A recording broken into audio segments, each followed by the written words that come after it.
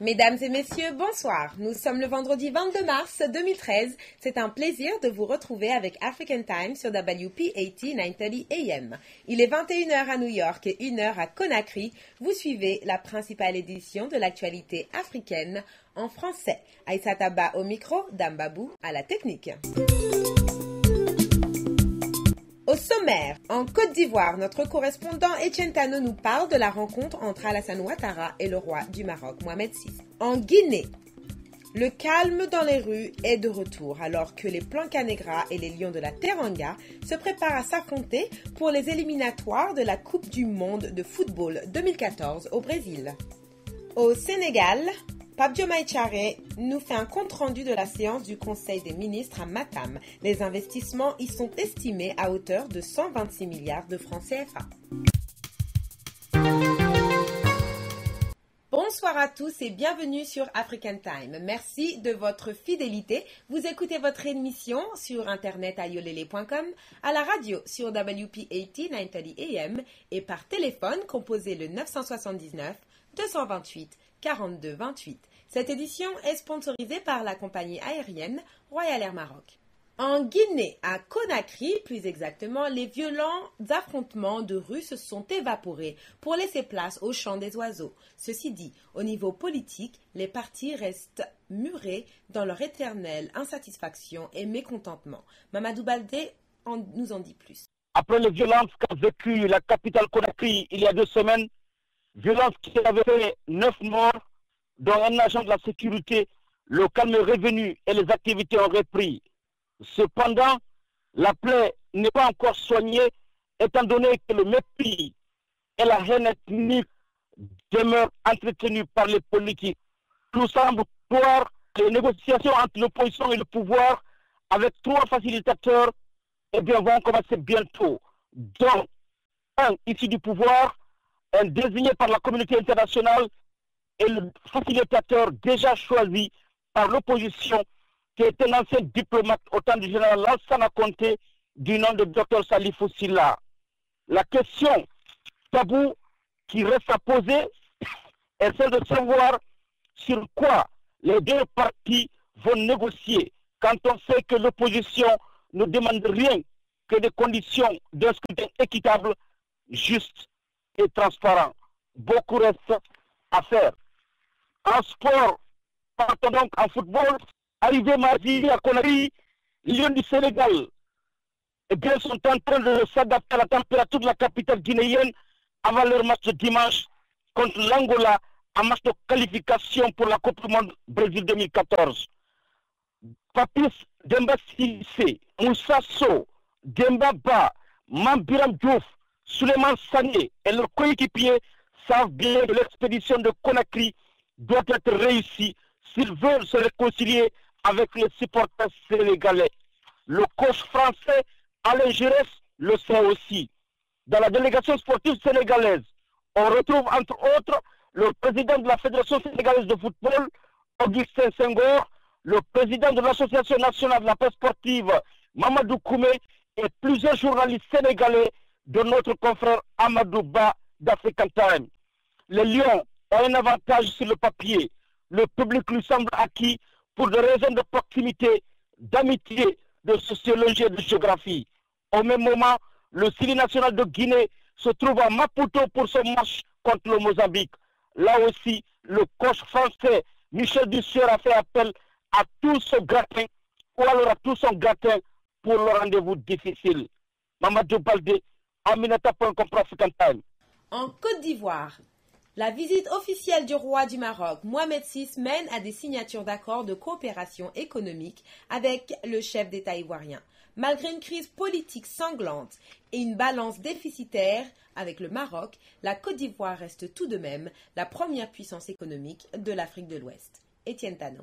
Visite officielle du roi du Maroc en Côte d'Ivoire à l'invitation du chef de l'État ivoirien, Alassane Dramane Ouattara. Sa Majesté Mohamed VI, roi du Maroc, a effectué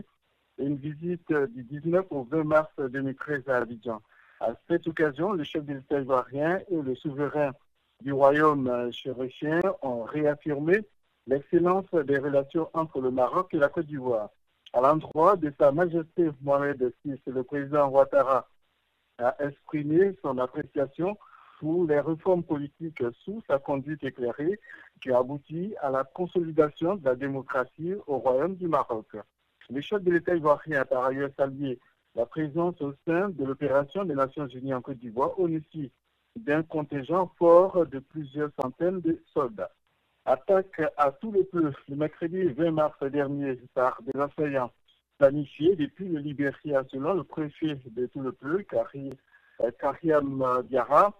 Cette attaque a été perpétrée à l'instigation de P. Maurice, un instituteur originaire de la dite sous-préfecture. Les assaillants composés des jeunes libériens et de miliciens originaires de la région de l'ouest de la Côte d'Ivoire ont lancé l'assaut à 1h du matin après avoir pris en tenaille la résidence du sous-préfet avec l'idée d'en faire leur base, a indiqué Karim Diarra.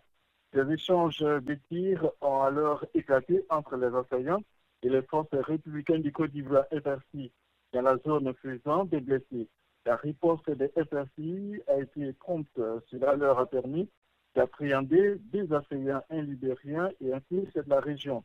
Je pense que cette attaque survient une semaine après une autre similaire perpétrée à Zébi et qui avait fait au moins 8 morts, dont 2 éléments de FRC. Une page noire pour terminer. L'ancien président de l'Assemblée nationale, Émile Gros, a tiré sa révérence le 14 mars dernier. Malade depuis un certain temps, l'annonce du décès du successeur de Charles Donvaillé sous Henri Konabédié a été annoncée le mardi dernier par une délégation de l'indigné conduite par Amoko Diampo-Anténélé et à l'actuel responsable de l'hémicycle, Guillaume Soro. Une nouvelle qui d'ailleurs a jeté un profond émoi au sein de la population. Sa mort, une grande perte pour la Côte d'Ivoire et sa famille politique PDC-RDA. Le président de l'Assemblée nationale, Guillaume Soro, a donné l'assurance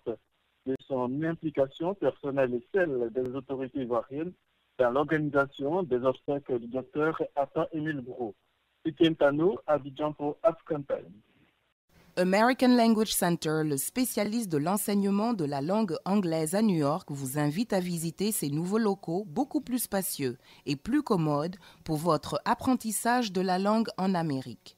Il se situe au 229 Ouest, 36e rue, au 3e étage, entre la 7e et la 8e avenue, à 2 rues de Penn Station. Après 35 ans d'expérience et un corps d'enseignants hautement qualifiés, American Language Center propose des cours pour les débutants et pour tous ceux qui veulent approfondir leur connaissance de la langue. Les frais de scolarité d'American Language Center sont très compétitifs et son enseignement est le meilleur dans le pays. Pour les habitants de Queens, la branche locale est au Jackson Heights, 7501 Broadway. Pour tout renseignement, appelez 1-800-ENGLISH, 1-800-364-54-74, 1-800-364-54-74. Demandez après André. American Language Center, le spécialiste de l'enseignement de la langue anglaise à New York, vous invite à visiter ses nouveaux locaux beaucoup plus spacieux et plus commodes pour votre apprentissage de la langue en Amérique. Il se situe au 229 Ouest, 36e rue, au 3e étage, entre la 7e et la 8e avenue, à 2 rues de Penn Station. Après 35 ans d'expérience et un corps d'enseignants hautement qualifiés, American Language Center propose des cours pour les débutants et pour tous ceux qui veulent approfondir leur connaissance de la langue. Les frais de scolarité d'American Language Center sont très compétitifs et son enseignement est le meilleur dans le pays. Pour les habitants de Queens, la branche locale est au Jackson Heights, 7501 Broadway. Pour tout renseignement, appelez 1-800-ENGLISH, 1-800-364-54-74, 1-800-364-54-74. Demandez après André. Vous aimez les belles chaussures? Alors écoutez bien. Gora Sneakers au 40 Ouest, 31e rue, entre la 5e et Broadway est l'endroit idéal. Chez Gora Sneakers, il n'y a pas de contrefaçon, tout est original. Vous y trouverez Timberland, Nike, Reebok, Sebago, Adidas et j'en passe les meilleurs. Désormais, vous trouverez chez Gora Sneakers des casquettes et des jeans des plus grandes marques. Alors, ne faites plus attendre vos pieds. Offrez-leur des chaussures de qualité. Gora Sneakers, c'est au 40 Ouest, 31e rue, entre la 5e et Broadway, en face du poste office. Téléphone 212 695 64 92. 212 695 64 92. Au Sénégal, la région de Matam était à l'honneur ce jeudi 21 mars avec la tenue du Conseil des ministres délocalisé au Conseil régional de Matam. Le chef de l'État, Macky Sall, parle de la nécessité d'une politique intégrée de développement de la région. Les explications de Pape Diomaye Thiaré. Après plusieurs semaines de pause, le président Macky Sall et le gouvernement dirigé par le chef du gouvernement Abdoulaye ont repris ce week-end les conseils des ministres délocalisés. C'était autour de la 11e région du Sénégal, la région de Matam, de recevoir le chef de l'État et l'attelage gouvernemental. Il a été prévu donc plusieurs milliards de francs CFA qui vont être investis dans la région nord du pays pour booster l'économie, mais aussi le fait d'améliorer les conditions socio-économiques des populations donc de cette partie du Sénégal. Le fait a d'après plusieurs observateurs. La région de Matam, qui, comme vous le savez, a été érigée en région et les sorties des flancs de l'ancienne région de Famille en février 2002. Depuis lors, il reste encore beaucoup à faire dans cette région. C'est pourquoi le chef de l'État a décidé donc d'investir beaucoup d'argent à Matam pour tout simplement essayer de donner à cette partie du pays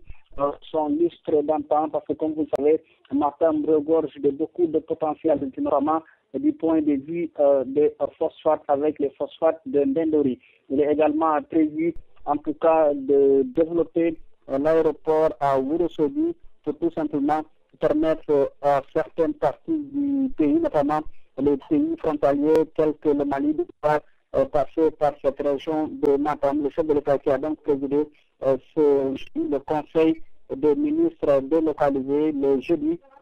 Mercredi donc, c'est autour du Premier ministre Abdoulaye, tout simplement avec son gouvernement, de tenir un conseil interministériel et aussi il est prévu d'achever les travaux de l'axe Linguère-Matam qui sont en cours depuis plusieurs années. Autre chose qui retient l'actualité cette semaine, c'est aussi l'imbroglio politique avec les différents qui opposent le régime du président Macky Sall à l'ancienne équipe libérale. C'est ainsi que Karim Wade est retourné cette semaine donc du côté de la justice. Il y avait un entretien avec le procureur spécial près la Cour de répression de l'enrichissement illicite, M. Alindaou. Karim Wade qui a aujourd'hui donc un mois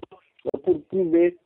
tout ce qu'on dit par rapport un peu à l'avoir du point de vue financier. Certains parlent de 700 milliards de francs CFA, ainsi que beaucoup d'argent qui a été disséminé un peu partout dans le monde. Le Parti démocrate sénégalais, comme on s'y attendait, donc s'est investi pour tout simplement apporter son soutien à celui qui était jusqu'à naguère qualifié de ministre de ciel et de la terre du fait de nombreux portefeuilles ministériels qu'il regorgeait en fin du temps du régime du président Abdoulaye Wade. L'actualité sociale, c'est aussi cet effondrement d'un pan, d'un immeuble du point de vue, en tout cas socio-économique, avec les conséquences que cela a engendré. Il s'agit de ce mort d'homme qui a été noté du point de vue du côté des parcelles d'Asseli, avec un pan d'une bâtisse qui s'est effondrée sur une famille. Conséquence, il y a eu un mort et cela reprend donc en tout cas de plus belle avec les difficultés qu'on note avec des bâtiments par-ci et par-là du côté de la capitale sénégalaise. Donc ce qu'on peut retenir par rapport un peu à l'actualité, mais aussi tous les regards sont rivés sur la capitale guinéenne avec ses éliminatoires de la Coupe du Monde 2014 au Brésil, le Sénégal qui reçoit les Palancas Negras d'Angola. Depuis Dakar pour African Time.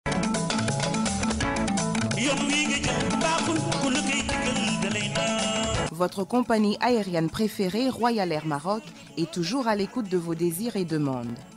Vous avez réclamé plus de vols par jour en direction de l'Afrique? Royal Air Maroc répond positivement à cette demande. Royal Air Maroc vous offre le plus grand nombre de départs à destination des capitales africaines. Avec autant de vols partant de l'Amérique du Nord, votre temps de transit à Casablanca est réduit au minimum. Avec Royal Air Maroc, ce sont des tarifs imbattables et le plus grand nombre de destinations vers l'Afrique à partir de New York. Royal Air Maroc, c'est surtout un personnel accueillant qui partage vos valeurs et votre culture, qui connaît vos goûts et désirs. Profitez de votre transit à Casablanca pour goûter aux saveurs du Maroc. Pour plus d'informations et réservations, appelez Royal Air Maroc au 1 800 344 67 26 ou visitez www.royalairmaroc.com. Un restaurant africain contemporain, attention, c'est J Restaurant chez Astamaram au 2479 de la 8e avenue entre 132 et la 133e rue. Le numéro 212 861 36 63. Je répète, 212 861 36 63. Tu veux devenir chauffeur de limo ou changer ton véhicule pour un meilleur modèle? Pense Luxor. Appelle Luxor et conduis Luxor. À Luxor, on ne regarde pas ton crédit. Alors viens chez Luxor avec ton permis de conduire, un stylo pour la signature et repars avec ta voiture. Il n'y a rien à payer jusqu'à l'obtention de la licence de travail. C'est facile. Luxor fait même le premier paiement de l'assurance pour ta livery et offre un minimum de 6 mois de garantie. Alors, qu'est-ce que tu attends? Appelle Luxor et va chercher ta limo en Special Livery Super Sale. Pour plus d'informations, appelez Baila Keneme au 888 717 81 81. Baila Keneme 888 717 81 81 ou alors va sur liverytrader.com.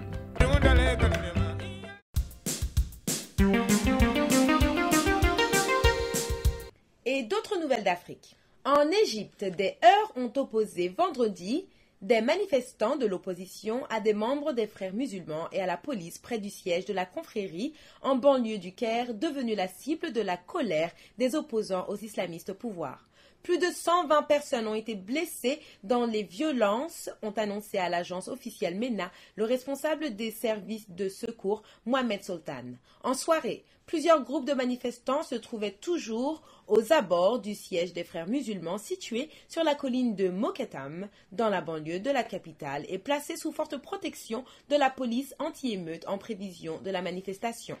Plus tôt, des manifestants avaient arrêté et battu 3 sympathisants islamistes, dont 2 ont été dévêtus,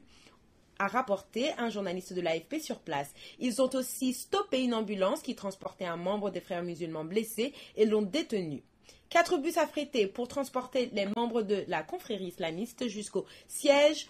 ont en outre été brûlés. En face, des partisans des frères musulmans ont tiré de la chevrotine, a constaté le journaliste de l'AFP. Je suis venu exprès de Bilbès pour protéger le siège de mes camarades, a dit à l'AFP un membre des frères musulmans.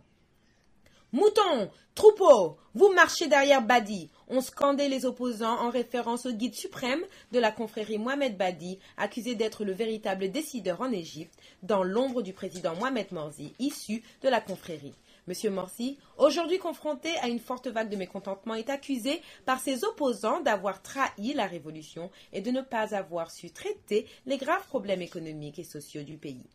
C'est une justification mensongère, une tentative de couvrir les voyous. Exprimer une opinion doit se faire de manière pacifique, a dénoncé un haut responsable des frères musulmans, Abdelrahman Al-Bar, sur la télévision d'État. En Centrafrique, les rebelles du Séléka qui ont forcé vendredi à la mi-journée le dernier verrou sur la route de Bangui sont aux portes de la capitale à quelques kilomètres et l'attaque pourrait être imminente. Nous sommes aux portes de Bangui. Je ne peux pas vous dire où, c'est un secret militaire, de même que nos effectifs. Mais Damara est derrière nous. La dernière barrière, ce sont les Sud-Africains, a déclaré l'un des chefs militaires du Seleka, Juma Narkoyo, joint au téléphone depuis Libreville, affirmant toujours être en progression. Selon le ministère des Affaires étrangères français, les rebelles de la Seleka ne seraient plus qu'à quelques kilomètres de Bangui. Nous appelons toutes les parties à faire preuve de retenue et à respecter les populations civiles, a déclaré le porte-parole du Quai d'Orsay, Philippe Lalliot. Sur le terrain, les rebelles affirment ne pas avoir rencontré de résistance des forces armées centrafricaines, FACA. Ils sont démoralisés. Les FACA ne peuvent plus combattre pour le président François Bozizé. En début d'après-midi, l'un des porte-parole du Seleka, Éric Massy, avait appelé depuis Paris tout le monde, civil et militaire, au calme en attendant l'arrivée de nos troupes à Bangui afin d'éviter les combats inutiles. Les rebelles ont franchi Damara, à 75 km de la capitale, le dernier verrou avant Bangui, vers midi, forçant un barrage tenu par la force militaire des États d'Afrique centrale, FOMAC, selon une source au sein de la FOMAC. Toutefois, un porte-parole de la présidence centrafricaine a démenti à la radio nationale l'arrivée des rebelles, demandant aux habitants de Bangui de garder le calme. La tranquillité et de vaquer à leurs occupations. Ils ne doivent pas céder à la panique. Le président Bozizé est disposé à faire la paix et non à faire couler le sang. Il tend toujours la main au Seleka, a-t-il conclu. En République démocratique du Congo, le chef rebelle Bosco Ntaganda, soupçonné d'atrocités en RDC en 2002 et 2003, était attendu vendredi soir au centre de détention de la CPI après avoir quitté le Rwanda plus tôt dans la journée, sa première comparution à La Haye ayant déjà été fixée à mardi. L'avion le transportant doit atterrir à Rotterdam, d'où l'accusé sera escorté par la police vers le centre de détention de la Cour pénale internationale dans le quartier balnéaire de La Haye, selon une source proche de la Cour. La CPI a d'ores et déjà annoncé que M. Ntaganda comparaîtra pour la première fois devant une chambre préliminaire mardi matin à 11h. Les juges vérifieront alors l'identité du suspect, l'informeront des crimes qui lui sont imputés et des droits qui lui reconnaît le statut de Rome, traité fondateur de la CPI. En début d'après-midi, la ministre rwandaise des Affaires étrangères, Louise Mushikiwabo, avait annoncé que Bosco Ntaganda venait de décoller de Kigali et se trouvait entre les mains des responsables de la CPI, ce qu'avaient confirmé les autorités américaines et la CPI. Bosco Ntaganda se trouvait officiellement à l'ambassade américaine de Kigali depuis lundi, où selon Washington, il s'était présenté de lui-même pour demander à être remis à la CPI. Le secrétaire d'État américain, John Kerry, s'est félicité vendredi du transfert du général Ntaganda, saluant une étape majeure pour la justice. Il y a maintenant un espoir que la justice soit faite, a-t-il déclaré dans un communiqué. La fin d'un parcours sanguinaire, surnommé Terminator. Darussalam Market, le bonheur de tous les chefs cuisiniers se trouve à Darussalam Market avec le poisson, la viande, les pieds de bœuf, le poulet et tout le saf-saf qui va avec. Oui, le jumbo, adja, momi, jangé. Et c'est pas fini, à Darussalam Market, on peut aussi trouver le tchéré, le tchakiri, sanghal, sow, gedje, yet, sardines fumées. Pas seulement pour la cuisine, même la maison y trouve son compte. Avec l'encens et des encensoirs, les gawé. Et pour les soins du corps, déodorants et cosmétiques. Tous ces trésors de nos pays d'Afrique se trouvent au 2890 de la 8e avenue, entre la 153 et la 154e rue. Prenez le bus numéro 10 ou les trains D/B. Darussalam Market vous attend. Darussalam Market 212 222 26 58 ou 646 244 14 79. On poursuit avec la page magazine. Cette semaine, l'invité de notre magazine est le professeur Mohamed Mbodj, chef du département des études africaines de Manhattanville College. Suite au décès annoncé de Chinua Achebe, écrivain nigérian du célèbre roman Le monde s'effondre ou Things Fall Apart en anglais, Dambabou tend le micro au professeur Mbodj. Chinua Achebe s'est éteint hier, jeudi à Boston, à l'âge de 82 ans. Professeur Mohamed Mbodj, bonsoir. Bonsoir. On vient d'annoncer la mort de Chinua Achebe, l'auteur du roman Le monde s'effondre. Peut-on parler de ce roman-là et son influence surtout dans la littérature au niveau scolaire? Oui, parce que d'abord c'est une très belle histoire. En quelque sorte, il y a des personnages qui sont très humains, donc qui réussissent, qui aiment, qui haïssent, qui échouent, etc. Il y a une vie familiale qui est décrite, il y a une vie collective villageoise qui est décrite, et d'une manière générale, les Africains se retrouvent très facilement dans ce roman. Deuxièmement, c'est un roman à l'orée des indépendances,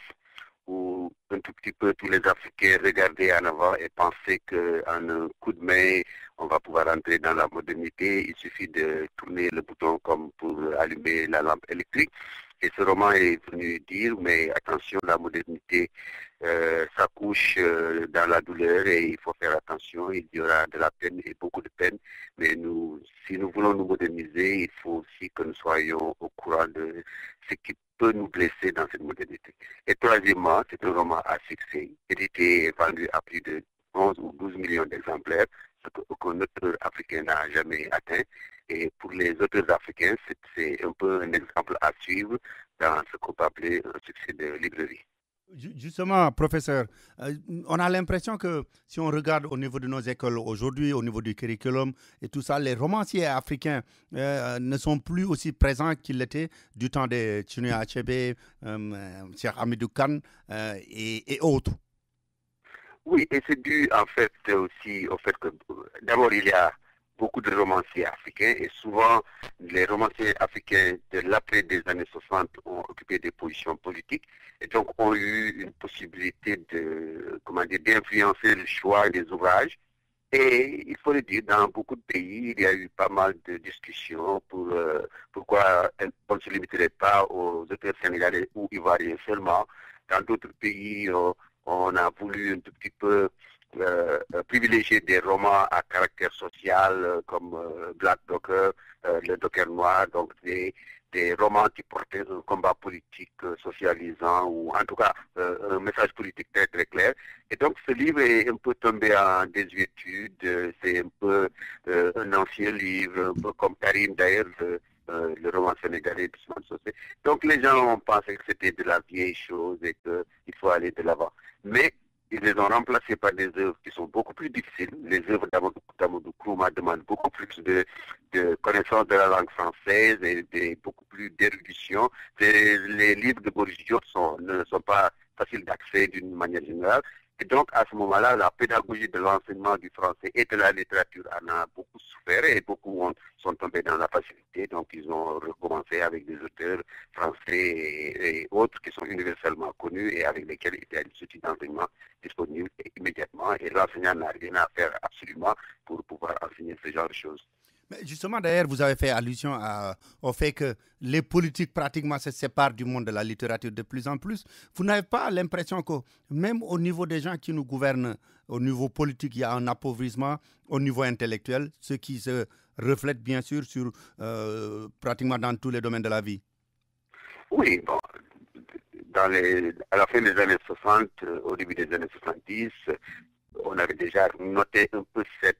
glissade que Senghor dénonçait et que beaucoup mettaient sur le compte. Oh oui, Senghor est un francophile, il aime la langue française, personne ne va jamais posséder la langue française comme lui, donc c'est un aigri. Mais on se rend compte qu'en réalité, il tirait une sonnette d'alarme sur cette facilité qui consistait à dire la langue française, ce n'est pas ma langue, donc je la parle comme je peux, et personne ne viendra me reprocher quoi que ce soit. D'ailleurs, je suis indépendant et souvent, pour marquer même leur indépendance, beaucoup d'Africains choisissaient un tout petit peu de parler ce qu'on peut appeler un français ou un anglais de moindre calibre que celui de Londres ou de France. Mais cette glissade a continué parce que cette attitude est passée dans l'enseignement, dans l'éducation, où les étudiants vous écrivent du Wolof avec des mots français ou de l'anglais avec des mots Yoruba.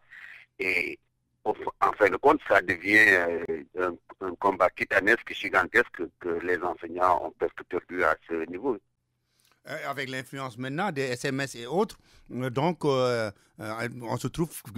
que finalement au niveau de l'appauvrissement de l'enseignement de manière générale, en tout cas au niveau des lettres. Oui, au niveau des lettres, certains diront que c'est au niveau général, mais c'est évident que c'est là où,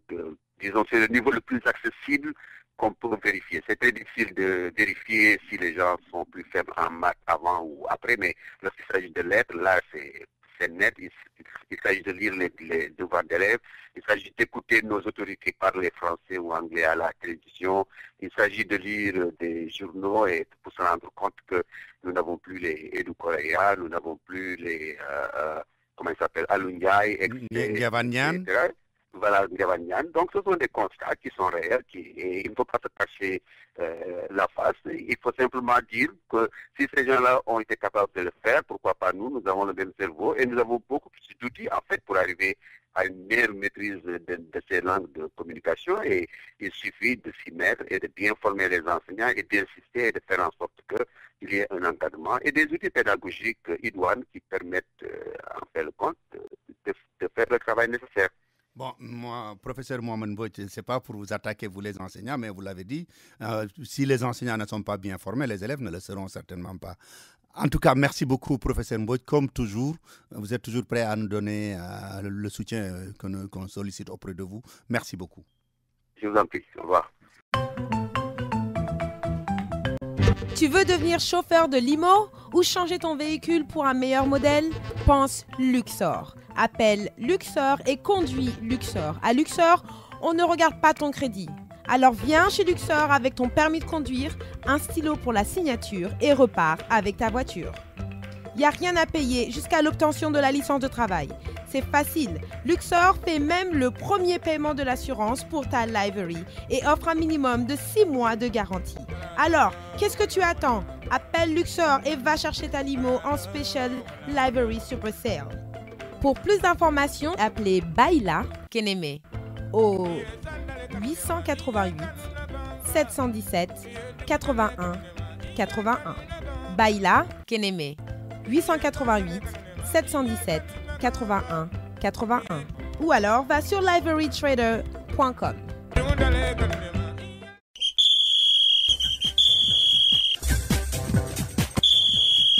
Nous ouvrons maintenant la page de l'actualité sportive.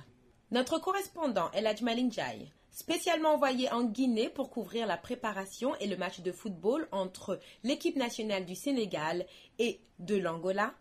il nous dit que les Lions de la Teranga sont motivés. Eladj Malinjai avec plus de détails au micro de Dambabou. Eladj Malinjai, bonsoir. Bonsoir Dambabou. Vous êtes notre envoyé spécial en Guinée dans le cadre de la préparation du match entre le Sénégal et l'Angola pour les éliminatoires de la Coupe du Monde. Donc le Sénégal est arrivé, l'Angola est arrivé. Peux-tu nous décrire l'ambiance? Oui, une bonne ambiance d'avant un match ici à Conakry. Les Angolais sont arrivés hier ici à Conakry. Ils sont arrivés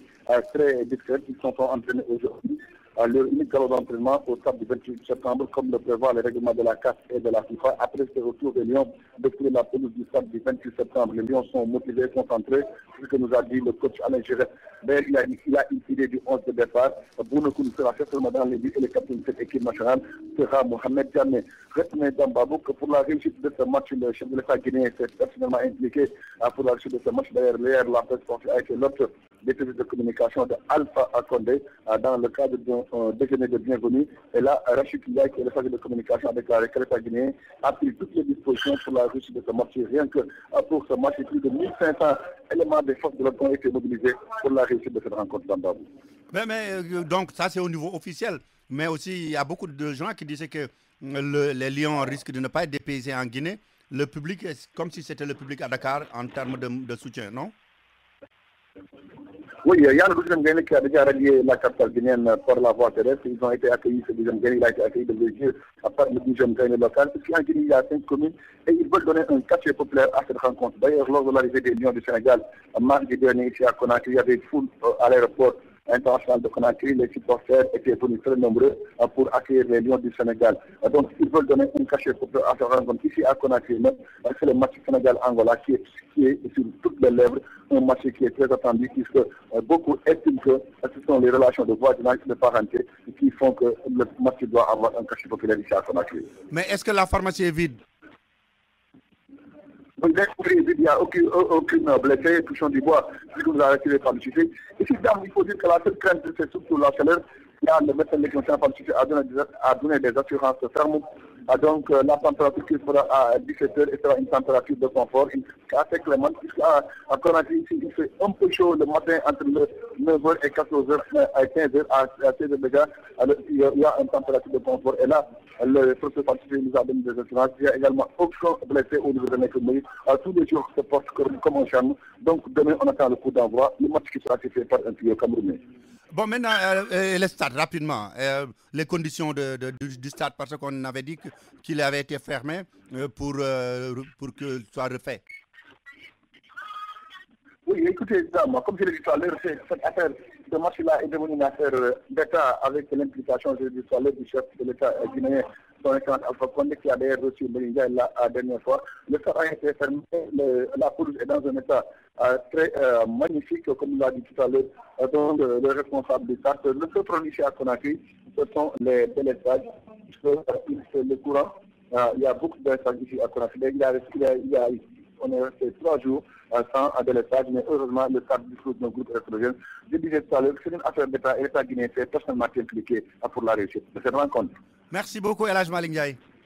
C'est moi, dame. Toujours dans l'actualité sportive, Ndofène Fall, responsable chargé des relations publiques de l'équipe nationale de football du Sénégal, il est ici au micro de Dame Babou depuis Conakry. On continue avec la rubrique Star de la semaine. L'artiste, chanteur et musicien de cette semaine est un descendant direct de Soundiata Keita. Il a été qualifié étant de mauvais augure à cause de son albinisme dès ses premiers jours de vie, mais il n'en est rien. C'est un artiste unique, à la voix en or et internationalement reconnu. Il s'agit de Salif Keita, à qui nous, African Time, envoyons toutes nos félicitations pour une carrière incroyable. Alain Tchegnon. Pour une fois, nous célébrons le Mali avec un artiste. Pour une fois, nous célébrons le Mali avec un artiste qui, au départ, rien ne prédestinait à une réussite incomparable, voire à une carrière internationale. Il est noir, mais à la peau blanche. Salif Keita est la star de la semaine numéro 8 sur African Time. C'est le 25 août 1949 à Djoliba, au Mali, qu'a vu le jour Salif Keita. Albinos, dès sa naissance, il est rejeté par ses pères. Selon ces derniers, le jeune Salif serait source de malheur, et porteur de pouvoir maléfique. Le fils de Djoliba a commencé une enfance malheureuse et isolée. Son rêve de devenir instituteur tourne court pour des raisons de défaillance visuelle. Et son désir de devenir chanteur, malgré sa voix claire, va connaître quelques ennuis et même quelques difficultés liées au refus de la famille princière. Mais le jeune de Djoliba ne lâche pas du lest. Il se réfugie à Bamako, où il passe la plupart de son temps avec sa guitare et fréquente les micros. Vers les années 60, Salif Keita intègre le Royal Band, un orchestre très reconnu au Mali. Mais des voix vont s'opposer à cette décision du fils descendant d'empereur. Pas question que Keita chante. Mais Salif continue tout doucement sa carrière musicale, cette fois-ci avec les Ambassadeurs, un groupe moderne, beaucoup plus tourné vers le concept Europe américain, avec une prédilection pour la musique tribale. En 1979, alors que le Mali connaît une dictature, Salif Keita s'enfuit avec les Ambassadeurs pour la Côte d'Ivoire. Ici, un responsable de la radio ivoirienne, impressionné par les qualités des membres du groupe, leur ouvre les portes du studio d'enregistrement. Le fruit de cette collaboration, Mandjou, un album sorti en 1978. Et ce n'est pas fini. En 1980, le groupe part enregistrer 2 albums aux États-Unis. Ensuite, début de succès de Salif Keita. En 1984, l'homme à la voix d'or décide de s'installer en France. Très vite, il se fait un nom dans la communauté africaine à Paris. L'album Soro sort en 1987. C'est alors de début de succès et de mérite pour Salif Keita, qui est réclamé partout, de Bamako à Londres, de Paris à New York. Le prince Mandingue explore les sonorités africaines, collabore avec de nombreux artistes tels Relema, Cesaria Evora, Carlos Santana, pour ne citer que ceux-là. Salif Keita, c'est aussi les albums Amen en 1991, Mana Mani Manju en 1994, Frolon en 1995, Papa en 1999 et Mofu en 2002. Alors qu'on croyait l'artiste en panne d'inspiration après 7 ans d'absence sur la scène musicale et revenant surgir le Lion en 2009 avec l'album La Différence, couronné 3 ans plus tard par Dali, sorti en novembre 2012. Voix d'or de l'Afrique, artiste généreux, Salif Keita a montré de par son art que le fait d'être albinos ne devrait en aucun cas être un handicap à la réussite. Et maintenant, comme tous les vendredis, voici la Minute Beauté pour bien commencer le week-end. Ici, la charmante Daombay nous donne toutes les astuces pour une peau belle, saine et lumineuse à travers le printemps. Cette rubrique ne représente pas un conseil médical.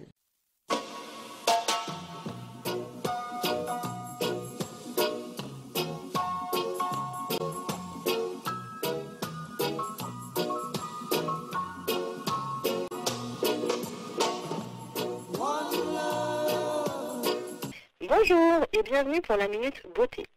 Nous entrons actuellement dans la période la plus douce de l'année. Vous savez, la période où les oiseaux chantent, où les fleurs bourgeonnent, et bien sûr la saison des amoureux. Je veux bien sûr parler du printemps.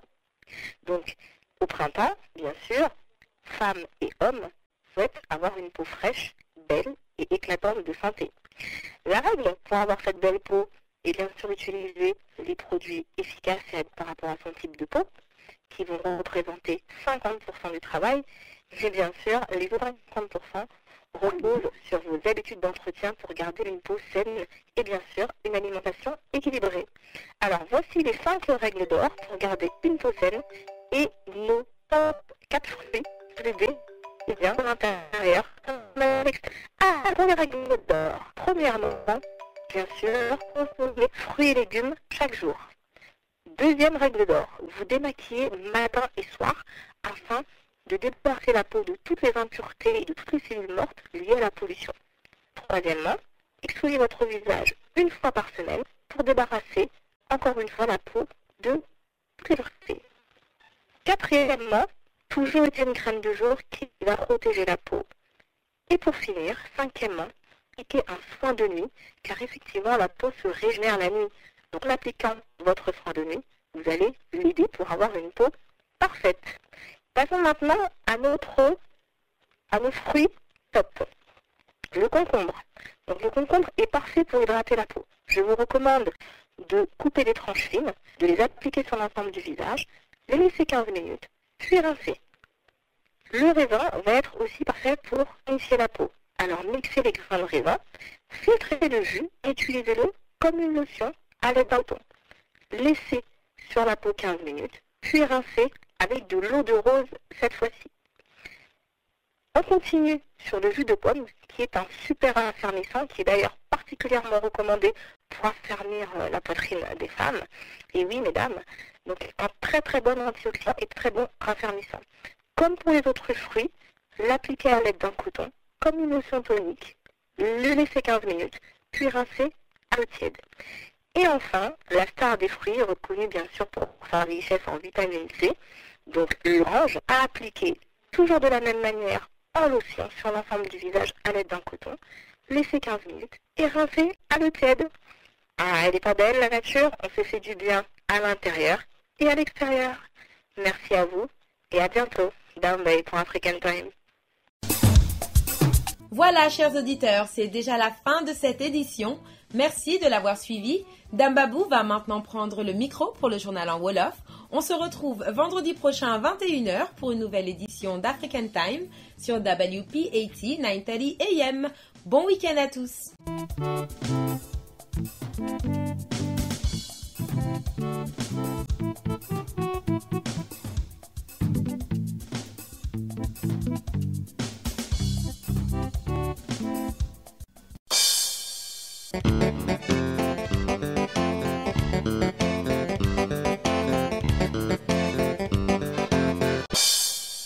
mbokk yi ñu ngi leen di nuyu te di leen gërëm ci déglu bi ngeen def seen émission fii ci African Time ci WP80 930 AM yéen a ngi ñuy déglu itam ci yolele.com ak ci téléphone bi 979 282 4228 979 282 4228 tey jii ni ñu ko baaxoo di def ajuma ju nekk lañ koy defee ci ajumay tey jii yem ak ñaar fukki fan ak ñaar ci weeru mars 2013 dañu leen di indil xabaar yi bu ñu noppee ci xabaar yi door leen indil yëgle yi balaa ñuy tàggoo ak yéen seen mbokk Dambab moo ne ci micro bi moo nekk itam ci machine bi. ni ñu ko baaxoo di def loolu la ñuy def dañuy tàmbaleeg Pape Ndaw danañu wax ne conseil de ministre ba ñu doon def ci région yi Matam mi ngi doon xaar wàllam Matam la Macky Sall def ci yeneen région yi moo gouvernement loolu la fa def dem na fa digg fa millions yu baree bari waa Matam ñi ngi am yaakaar waaye itam lu ñu waxi millions ki milliards ay milliards sax laa war a wax ne moom la fa diggee waaye ay milliards moom ya ñu jiñ Karim Wade daanaka wax ju ñu wax fa lay tourné waat Pape Ndiaw dina ci dellu seeg ñun ci lu yaatu dafa am ñu bari ñuy tàmbali di wax naan baadu Karim ñag ba dafa sàqiku lamb ja dafa tas ndax ña nga xam ne ñoo yoroon ay mbir ñu jiñ leen ko ñu ne maa ko moom dañoo tàmbali di wax ne ay la yéwén Karim moo ñu ko dénkoon waaye wolof nee na ku ay la tax a yéwén booba dangaa yéwénul woon boo loolu yëpp Pape Ndaw dana ci dellu seeg ñun Pape Ndaw dana dellu seeg ñun itam ci li nga xam ne mooy li ñu ne Karim ak ñamu àndal ñu di leen jiiñ ne dañoo luubal ñu ne leen amu leen sañ-sañu génn dëkk bi CEDEAO boo moytul dana mujj ne Sénégal boo leen bàyyiwul ñu doxi seen i soxla danañ la génne ci yu bari yu ñuy def ci CEDEAO loolu yëpp Pape Ndaw danañu ko leeral Pape Ndaw dana dellu seeg ñun itam ci mbiri visa ya ndaxte Moustapha Niasse sax dem na ba ne ambassadeur de France nag consulat wu France nag am leen yërmande ci lu jëm ci mbir yooyu ndax coow yi muy indi waaye ki nga xam ne mooy ambassadeur ba ak consulu France ñoom it joxe nañ seenu lay loolu yëpp Pape Ndaw dana ci dellu seeg ñun daanu ñëw itam ak ki nga xam ne mooy Alaaji Malick Ndiaye ci lu jëm ci mbiru tàggat yaram ndax ma nga génne teewal ñu fa ci match bi Sénégal war a daje ak Angola ca Conakry ci suba si loolu mooy li gën a am solo dana leen andil buñ jógee ci loolu li nga xam ne moo yëgle.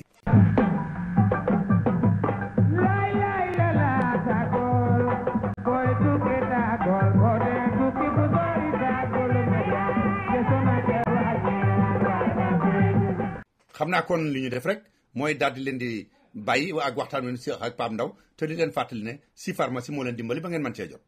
Pape Ndaw defe naa région yu bari yi nga xam ne defaguñ fa woon conseil de ministre ñi ngi doon commencé di xaar di naan mbaadu dañ koo far bàyyi delluwaat nañu Matam. delluwaat nañ ci mbir yi bàyyiwuñu ko ndax Matam ni nga ko waxee foofu la ñu dem ci alxamis ji ñu weesu. Macky Sall nag ànd ak gouvernement yëpp ñu dem foofu daal di waxtaani bokk na ci li nga xam ne nii Macky Sall fësal na ko nee na daal bëgg na def Matam mu nekk diwaan boo xam ne nii dana am solo lool ci koom-koomu réew mi ndax mi ngi wax nag naan war nañu faa defar ay yoon war nañ fa defit ay xàll yoo xam ne yi ñi nekk ci kaw gi danañ fay mën di dem ak seen i sareet ak seen i mbaam ak seen i yu ni demee maanaam ci gàttal daal bëgg nañoo defar tali bi nga xam ne bii moo dox diggante Njum Ourossogui waaye diggante Ourossogui ak Bakkal mun ak Bakel kon ngeen baal ma mu nekk nag programme bu am solo boo xam ne ni jàpp nañu ne daal danañ ci dugal lu toll ci téeméeri milliards ak ñaar fukk ak juróom-benn ci suñu koppar yu teg juróom-ñaar téeméeri millions ak juróom-benn fukk ak juróom-ñaar loolu nag nee nañu ñu ngi ko fas yéene daal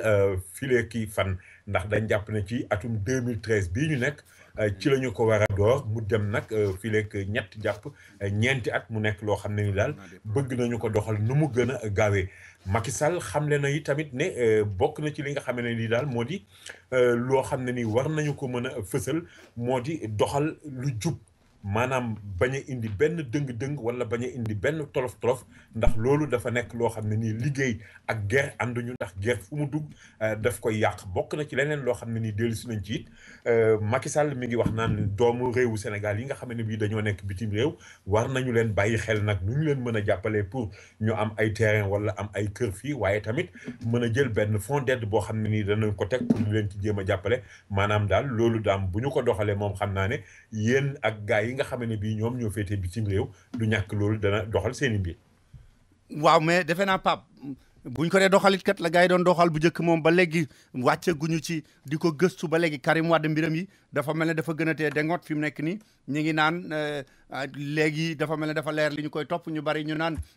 am na ñu ko doon topp ba léegi dafa mel ne dañ ko won gannaaw ba nar ko booleeg nguur gi ku mel ne Patrick William mi nga xam ne xaritam loolu mu dénkoon ko lu bari ci alal ji. loo ci mën a dégg daam baabu mooy nekk ci nguur gi ak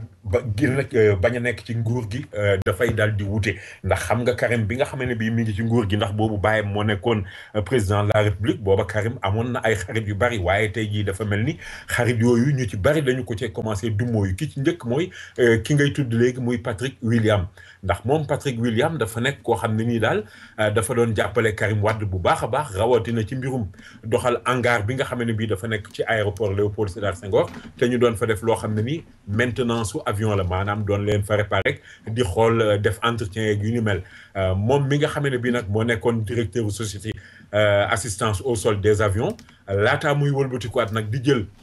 beneen société bi nga xam ne nii moom la ñuy wax Star Immobilier wala Star Capital Patrick William dafa wëlbatiku nag tey jii di tuumaal ki nga xam ne bii moo di Karim Wade ndax bi nga xam ne bii moom Patrick William jàkkaarloo na ak enquêteurs yi waa gendarmerie li mu leen xamal daal mooy li leer moo di Karim Wade loxo ma ngi ci biir yëf yi bu baax a baax a baax a baax maanaam daal booy xool bari na loo xam ne ni moom daf ko téyeloon rek maanaam moom Patrick William doonu ci dara wala moomu ci lenn mais lépp daal Karim moo ko moomoon moom la doon liggéeyal ba tax na nag tey jii Karim Wade dafa daal di dem wuti avocat boo xam ne ni nag ràññee nañu ko bu baax ci biir réew mi ak tamit bitim réew muy maître Boukounta Diallo pour mu jàppale ko ci li nga xam ne bii nag boo moytuwul ci la ñu jëm. ndax mooy Pape dafa mel ne Patrick William moo dem ci moo boobu maître Boukounta. waaw Patrick William moo dem Karim Wade nga wax quoi. ngeen jéggal mag Patrick William moom moo dem ci maître Boukounta Diallo jël ko mu nekk avocat am pour mu jàppale ko ci songo bi nga xam ne bi moom la fas yéene songo ak Karim Wade ñuy wax nag naan kon fi mu nekk nii mbir moomu bu demee ba yegg ci ñu war koo atte boo moytuwul dana nekk tuuxi doona wala njaaxum bi nga xam ne bi moo gën a màgg ci réew mi ci at yi ñu génn. waaw defe naa ñu ko woon gannaaw du Patrick William rek parce que Mimran mi nga xam ne moom usine sucre bi itam nee nañu Karim daf ko tuddoon ne xaalis bi ma yor am na ci loo xam ne moo ma ko mayoon ak kër ga ma dëkk ca Saint-Tropez ca France muy fu cher lool mu ne moo ma ko abaloon Mimran itam dafa mel ne am na lu mu ci wax de. Mimran dafa lànk ba tëdd ci suuf parce que Karim dafa wax ne Mimran daf ko mayoon lu toll ci 200 millions ci suñu xaalis te xam nga nag loolu du loo xam ne ni ci enveloppe la xaj waaye moom Karim wëlbati ko waxaat tamit ne kër gi nga xam ne bii foofu lay noppaloo ca Saint-Tropez nekk fi ñuy wax Côte d'Azur ca réewu France nee na kër googu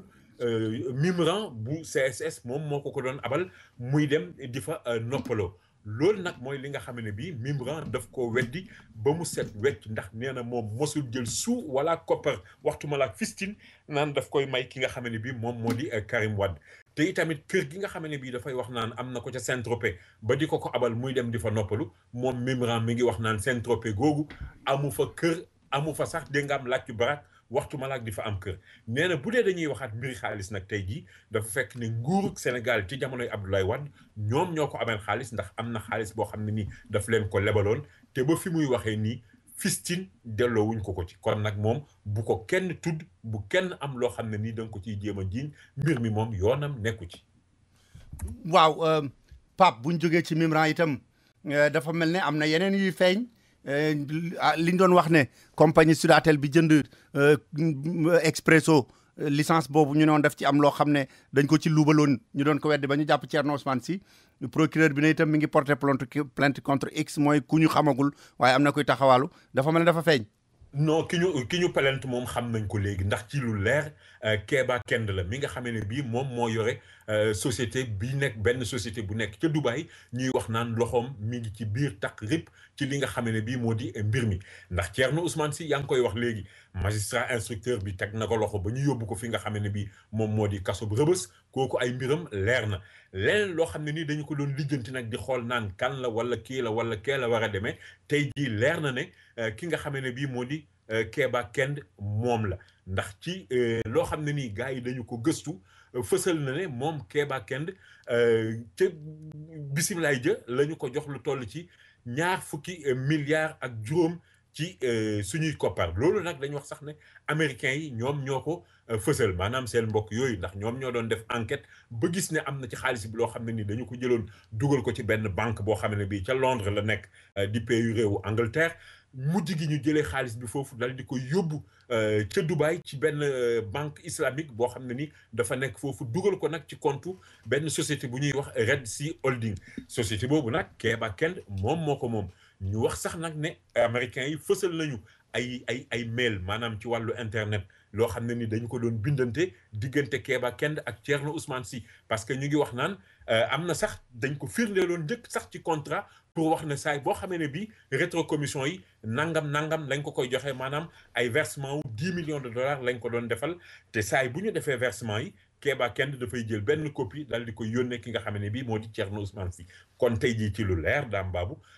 procureur ak juge yi nga xam ne bii ñoom ñooy enquête ci mbir mi moom nee nañu léegi Kéba Kende moom ci boppam la ñu soxla ba sax nee nañu génnee nañu benn mandat d'arrêt international moom fu ñu ko gis rek nañu ko ne niip indil leen. waaw Pape bàyyi ñu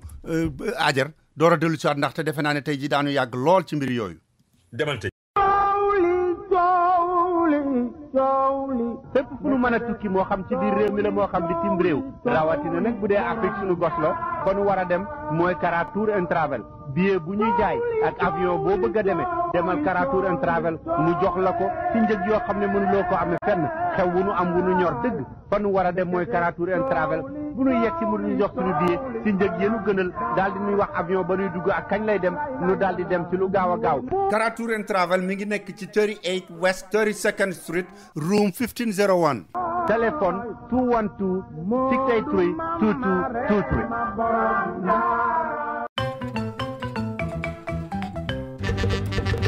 déglu leen ma wax leen lu neex a neex boo dee dawal library wala limousine wala nga bëgg a amaat oto bu gën a bees sa bos demal nga seeti Luxor Motor Car kenn du seet ndax sa crédit baax na wala baaxul li ñu lay laaj nga indiwaale ko rek mooy indiwaale sa licence bu valable ak sa bindukaay daal di signé daal di dawal sa oto bu fekkee ne yaa ngi ak sa licence daañu la approuve du ñu la laaj ndax am nga crédit bu baax wala déet te nag duñu la fayloo benn dërëm li fekk oto bi amul licence yi mu soxla yëpp ba nga mën a dawal danañu dem sax ba nga xam ne assurance bi weer wu jëkk wi ñoo la koy fayal te da nag dañ ci yokk ne la oto yu baax la ñu yoo xam ne garantie bi juróom benn weer yu jëkk yi lu ci ne mejj nga ñëw delloo si ko ñu daal la koy jox demal nga seeti Luxor Motor Car ñu daal lay jox sa oto ci ni mu gën a gaawee boo ci bëggee xam lu gën a leer mën ngaa woo Bayla Keneme ci 1888 717 8181 1888 717 8181 wala nga dugg seen website liverytrader.com.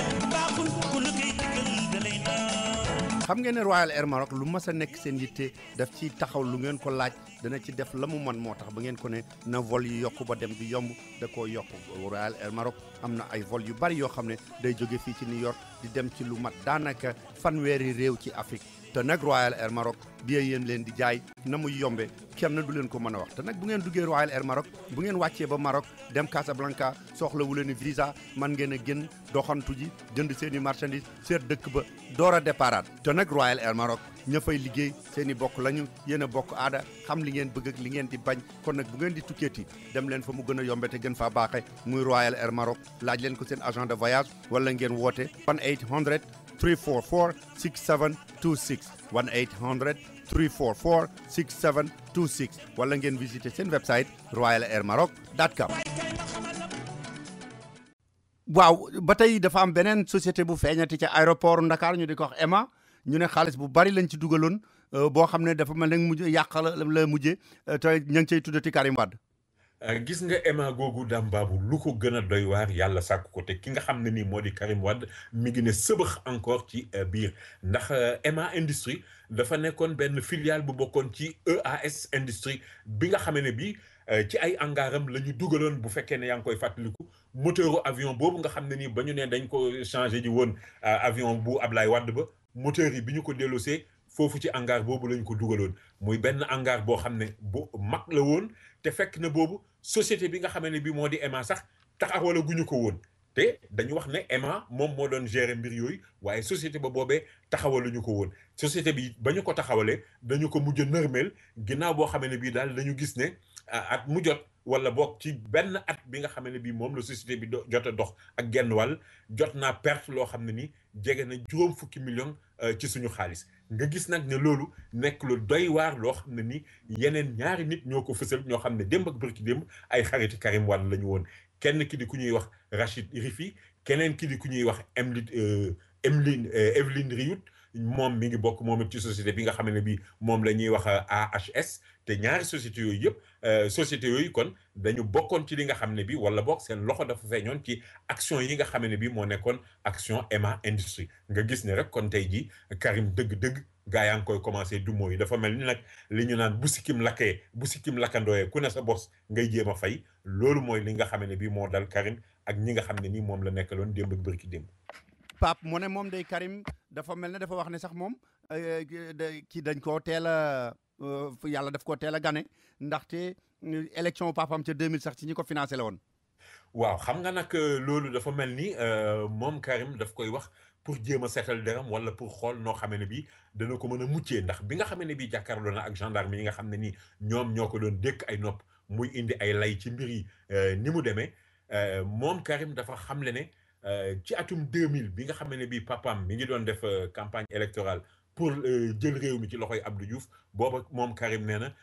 jëloon na ci gafakaam xaalis dal di koy jàppale ki nga xam ne bii moo di papam ndax xam nga booba nag daf fekk gars yi di ko wax naan ko yow wax dëgg yàlla kenn mosulaa gis fenn kon mosulaa dégg fenn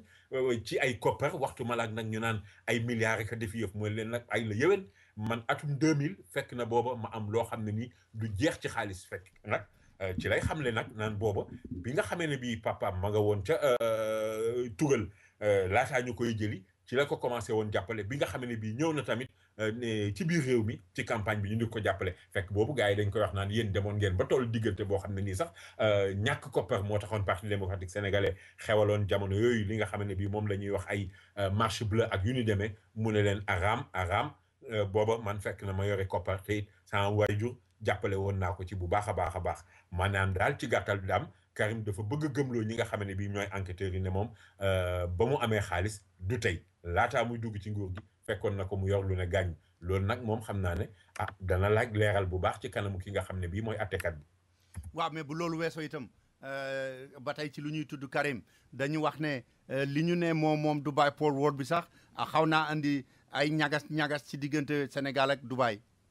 waaw xam nga nag loolu dafa doy waar parce que fi mu nekk nii bi nga xamee ne bii ñu ngi def enquête bi ci la ñu commencé fësal Dubai Port World naan nañu leen ko joxe woon nañ leen joxe woon bagage yi jaarul yoon lekk nañ ci koppar dugg na fii génn fii ba ñu naan sax Karim loxo ma ngi ci biir loolu nag bi nga xamee ne bii dañu ko yëkkati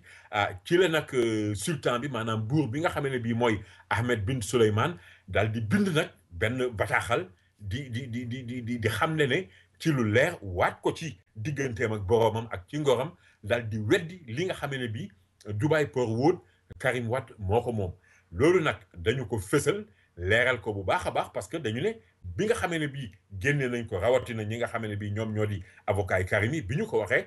ba nga xamee ne bii nag naar yi maanaam ña dëkkee Dubai dañoo jot ci wax jooju daf leen a metti lool ba tax nag ñu ne ki nga xamee ne bii moo di émir bi maanaam buur bi di Mohammed bin Rachid Al Maktoum moom dafa daal di woote benn daje boo xam ne ni dafa ne il faut que ñu toog waxtaanee li nga xam ne bii mooy mbir mi parce que nag mbir yi nga xam ne nii dañ koy tudd ca Sénégal Dubai Port World naan Karim moo ko moom il faut que ñu xoolaat affaire bi nan la demee dem ba yokk ci sax nag ne war nañu mën a xoolaat ñoom waa Dubai nan la ñuy doxalee ak réew mi nga xam ne bii moo di Sénégal parce que daal yëf yi nag mi xamatuñu lan la leen di niru mais nag ndax tey jii danañu yegg ci fantasiro ak réew mi nga xam ne bii moo di Sénégal di suñu réew wala déet loolu nag des naa leer parce que indeeguñ ci daal benn firnde bu wóor mais moom nee nañu dëgg mbir yi ni ñu ko waxee neexule. waaw Pape ba tey mbiru Karim moom xam naa ne tey jii danañ ci yàgg lool ndaxte Karim nee nañ bi mu gisee ak procureur bi sax moom nee na ko xam naa ne kaso nga ma jëmale ba fi mu ne samay valise defar naa ko ba noppi. waaw Karim day dafa mel ni daal dafa gëm ne xëy na dugub kasoom ay fan dong moo ci des. ba tax na bi nga xamee ne bii jàkkaarloo nag kii di Alioune Ndao di procureur spécial u cour de répression de l'enrichissement illicite ñu di ko wax CREI moom Karim daf ko ne de toute façon man li leerteel wóor moo di pare naa samay bagage parce que leer na ma ne danaa dem kaso amul foo may jaar ba dooma placé li nga xamee ne bii moo di mandat dépôt maanaam dooma jël denc ma ci kaso bi alors loolu nag bi nga xamee ne bii Karim Wade wax na ko kii di procureur moom dafa ànd ak tekk ak tey rek ànd ak dal maanaam tontuwu ko ba ki nga xam ne bii moom nekkandoo woon ak procureur bi foofu ñu di ko wax substitut bi muy Antoine Diome moom moo daal di nag ne Karim hey damaa bëgg nga xoolaat li nga xam ne bii moo koy wax kaddu yi nga xam ne nii moom nga yëkkati ni dafa nekk kaddu yoo xam ne nii tegginuwul jaarul yoon te lu ni mel ñëwoo fii pour di wax yooyu ba tax nag mbir ya daal di xaw a lalaat mais daal daam ci gàttal Karim tey jii dafa mel ni moom leer na ko ne kaso la jëm wala boog mu doon jéem a def provocation boo xam ne nii dana doon mën a jur fitna wala procureur jàppanteeg moom bu ko defee ñu ne wala dugg na fii génn fii mais lu mën a am daal ba mu waxee wax ji procureur moom dafa ne tekk di ko déglu ba subteem moom moo mujj tontu Karim dana dem kaso ndax du dem kaso nag li wolof di wax rek moo ci nekk daam baabu li ci kanam rawu li gën. waaw mais am na leneen loo xam ne itam kat dafa mel ne ci kanam la nekk ndax procureur dafa am weneen wet gu mu songee Karim mooy ñi ñuy ji ne xaalisam la ñu yor ku ko ci nangul mu ne la yow ci sa bopp wax ma foo jëlee sa bopp Vieux Aïdara loolu lañ ko wax. waaw xam nga Vieux Aïdara moom ñu bari ñu ngi ko xam ci télévision bi nga xamee ne bii moo di Canal Info te xam nga Vieux Aïdara ñu bari dañu yàgg di wax sax naan moom mbir yi doonu ci lenn dafa mel ni rek dañu koo dénkaane boo xam ne nii dañ ko naan nag jël wax fu ne yaa ko moom di xaacoog di xatraayu ba ñëpp gëm ne yow yaa ko moom fekk boobee ab dénkaane dong la tey jii moom Vieux Aïdara procureur spécial bi daf ko jox mise en demeure bi nga xam ne mooy comme bi ñu jox Karim Wade ne ko weer lañu ko may pour mu leeral alal ji nga xam ne bii moom la ñu koy tuddal fan la ko jëlee Vieux Aïdara moom tamit weer lañu ko may pour mu leeral fan la jëlee li nga xam ne bii moo di koppar yi ñu defaree li nga xam ne nii moom moo nekk Canal Info ba tax na nag tey jii fi mu nekk nii loolu fukki fan ak juróom-ñeent ci weeru mars la ñu ko jox léegi yëf yaa ngi daw weer la ñu ko may pour mu indi nag leeral mbir yi Canal Info nan la demee rawatina it li nga xam ne bii moom la ñuy wax AN Média te AN Média dañuy wax ne tamit ba tey ci mbiri Canal Info la bokk maanaam loolu lépp Vieux Aïdara moom moo ko bokk yore ba tax na nag fi mu nekk nii Vieux moom la ñuy déglu ba xam ndax dana mën a indi ay leeral ci ni mu doxalee affaire yi wala déet lu mën a am rek moo di dafa mel ni procureur ni muy doxalee nii tey dafa bëgg ñëpp ñi nga xam ne nii dañu doon wax naan Karim am na lu mu leen jox wala am na lu mu leen kii mu dal leen di song directement bu ko defee nag ñooñu indi firnde yu leer wala ñàkk indi firnde yu leer bu ko defee ñu xam fan lañ jëm ci dossier bi. waaw Pape Ndaw kon ma aajaraat te ñëw. demal te ñëw. Tu veux devenir chauffeur de limo ou changer ton véhicule pour un meilleur modèle? Pense Luxor. Appelle Luxor et conduis Luxor. À Luxor, on ne regarde pas ton crédit. Alors viens chez Luxor avec ton permis de conduire, un stylo pour la signature et repars avec ta voiture. Il n'y a rien à payer jusqu'à l'obtention de la licence de travail. C'est facile. Luxor fait même le premier paiement de l'assurance pour ta livery et offre un minimum de 6 mois de garantie. Alors, qu'est-ce que tu attends? Appelle Luxor et va chercher ta limo en Special Livery Super Sale.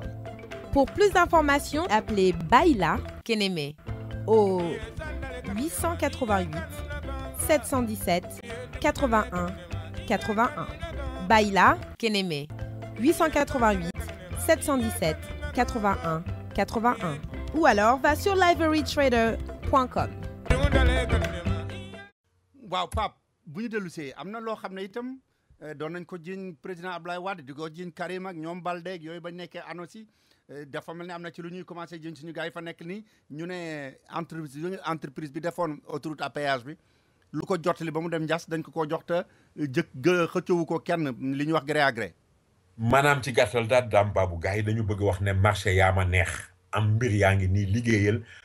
pare gu fay jógee parce que ki nga xamee ne bii moo di entreprise bi di Eiffage yaa ngi koy wax léegi moom moo defar autoroute à péage bi dafa daal di am benn marché gré à gré taf yëngal yaa ma neex boo xam ne mi ngi toll ci juróom-ñetti fukki milliards ci suñu xaalis ñoom la ñu leen jox pour ñu daal di am lu ñu continuer ci liggéey bi loolu dañu wax ne daf koy mottali mais nag ki nga xamee ne bii moom la ñuy wax Dominique Ndong muy coordonnateur travaux yi te nekk ci APIX moom mi ngi jéem a layil mbir moomu parce que nee na loolu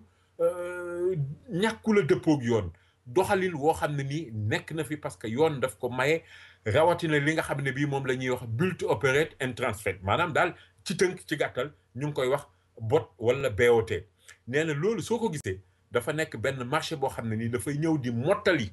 liggéey bi nga xam ne bii gars yi njëkkoon nañu ko def loolu moom la ñuy ñëw di mottali ak marché boobu mu xamle nag moom ki nga xam ne bii moo di coordonnateur liggéey boobu ne loolu dafa nekk façon boo xam ne loo xam ne nii mën naa nekk dafa fekk ne Eiffage nekkul entrepreneur bu ndaw mais dafa nekk privé boo xam ne nii moom liggéey bi nga koy jox moom mooy jël kopparam dugal ko ci liggéey ko ci ba mu sotti ñu daal di wax nag nan lañ koy fayek kañ lañ koy fayek fay gi fan lañ koy jaarale mais nee na daal ci gàttal Dame Babou loolu lu am la loo xam ne nii yoon nangu na ko te tamit yoon boobu ñu ngi ko soppar ñu woon indi ko pour mu mën a doxee noonu ci atum 2011 loolu nag mooy li nga xam ne bii démb ak bërki démb moom la gars yi doon kaas di wax naan taf yëngal ak yaama neex war na fay jeex mais benn ngi nii boo xam ne nii nag ku nekk ci mbir mi moom mi ngi koy layil waaw maanaam build to operate un transfert mooy nga jël sa xaalis tabax ko yore ko ba fayee ko ba matal door ko delloo réew mi loolu la ñu wax ne moom la ñuy def bon léegi Pape ba tey bu ñu jógee ci loolu mbiri Karim yi ñu doon wax ak ñi nga xam ne dañ leen a topp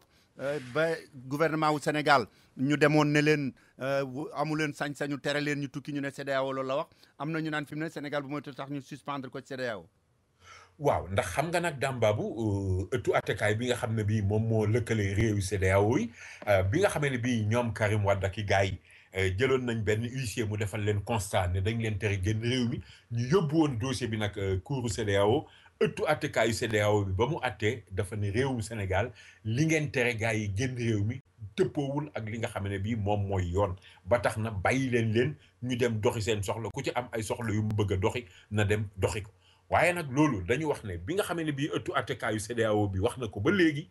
doxaluñ ko fii ci suñum réew ñu ne déet ne waaye ki nga xam ne bii mooy conseil technique numéro 1 ci màkkaanu jëwriñ di ñu dénk mbirum yoon ñu di ko wax Serigne Bassirou Gueye moom dafa wax ne bi ñu ko ci laajee ci mbir mi dafa ne arrêté boobu wala arrêt boobu nga xam ne nii couru CEDEAO bi jël na ko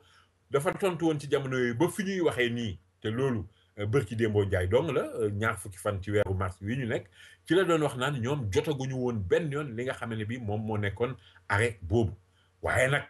ci ginnaaw gëstu dañu gis ne kat ndekete arrêt bi jox nañu ko li nga xam ne bi moom moo di ëttu attekaay yi nekk fii ci réew mi ñu ne déet ne waay mais dañu ne même police ak gendarmerie couru CEDEAO yónnee na leen ko pour firndeel leen ne nit ñi amatu leen sañ-sañu tere leen a génn réew mi ba looloo tax nag tey jii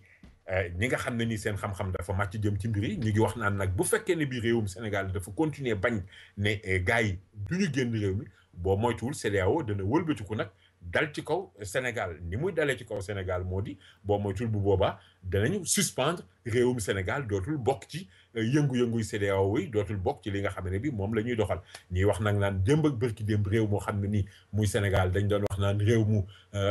xarañ la jëm ci wàllu démocratie bu naree dem ba ci mbir yu mel noonu boo moytul dana doy waar rawatina nag bi nga xam ne bi tey jii avocat yi parti démocratique sénégalais yi ñu ngi wax naan danañu defaat recours yóbbu ko CEDEAO pour wan leen ne daal li ngeen waxoon réewum Sénégal doxalugu ko ba léegi mu nekk nag Dame Babou loo xam ne nii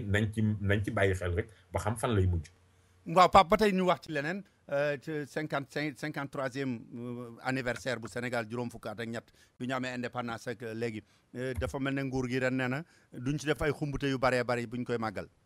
waaw loolu day nguur gi jàpp na ko ndax daal dafa mel ni dañuy wax naan réew mi dafa nekk ci ay jafe-jafe wala bu nekkul ci jafe-jafe tamit koppar yi ni nga xam ne bii noonu la ñu ko doon doxalee démb ak bërki démb dootuñu ko doxalee noonu ba tax na bi yoon dañu ne daal jëm ci mbirum anniversaire boobu benn prise d'arme maanaam rek la ñu bëgg a def fi nga xam ne bii moom moo di place de l'indépendance te loolu président de la république ci boppam sax moom moo ko xamle wax nag ne thème bi nga xam ne bii moom la ñuy jël ren def ko temu suñu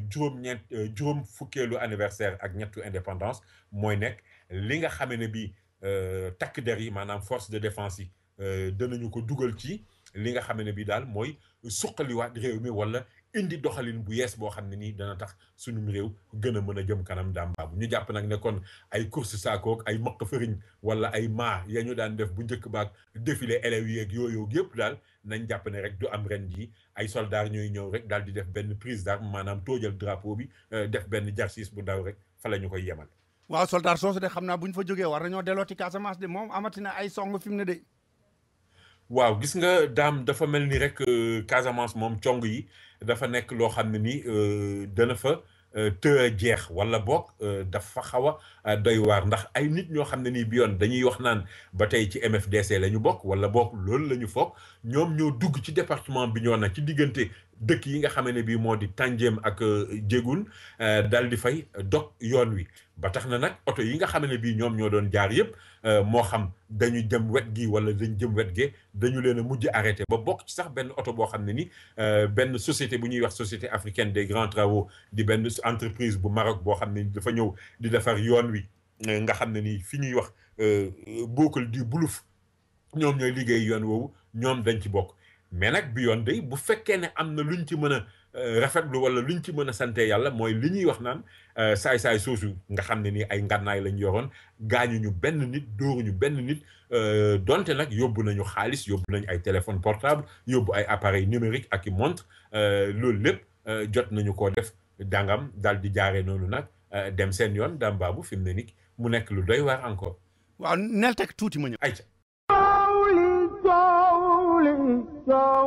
fépp fu nu mën a tukki moo xam ci biir réew mi la moo xam bitim réew rawatina nag bu dee Afrique suñu gos la kon war a dem mooy Kara Tour and Travel billet bu ñuy jaay ak avion boo bëgg a demee demal Kara Tour and Travel mu jox la ko ci njëg yoo xam ne mënuloo ko amee fenn xew wu nu am wu nu ñor dëgg fa nu war a dem mooy Kara Tour and Travel bu nu yegg si mu ñu jox suñu billet ci njëg yéenu gënal daal di ñuy wax avion ba nuy dugg ak kañ lay dem nu daal di dem ci lu gaaw a gaaw. Kara Tour and Travel mi ngi nekk ci 38 West 32nd Street room 1501. téléphone 212 683 2223.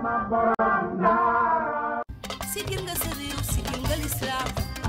sigil nga sa réew sigil nga lislaam. yéen ñi doon laajte Daouda Sarr fu mu nekk cosmétique yu baax yam leen doon andil xaar leen ma wax leen ko Daouda Sarr mi ngi nekk ci Dabakh Boutique Solution Dabakh Boutique Solution boo fa demee gaamu produit yi ngeen xamoon yëpp ña nga fa François Bedon Extreme Right QA Plus Macari Carrot White Edgar ak produit yi nga xam ne yëpp day dindi taches noires yi nekk ci seen loxo yi ay cosmétique yu français ay cosmétique yu africain ay greffage produit yi jóge Dubaï cuuraay yi ak parfum yi montre de qualité bu ngeen fa demee da ngeen ko fekk ci Dabakh Boutique Solution da ngeen fa mën a yónnee seen xaalis itam ak Choice Money Transfer te foo mën a nekk ci 50 états yi nekk ci Amérique yëpp boo wootee rek ñu daal la koy shippal mu ñëw fekk la fa nga nekk jarul nga ci sonn di ñëw ba New York Dabakh Boutique Solution mi ngi nekk ci 2798 ci 8 avenue ci diggante 148 ak 149 téléphone 212 222 1819 wala ci cellphone Daouda Sarr 917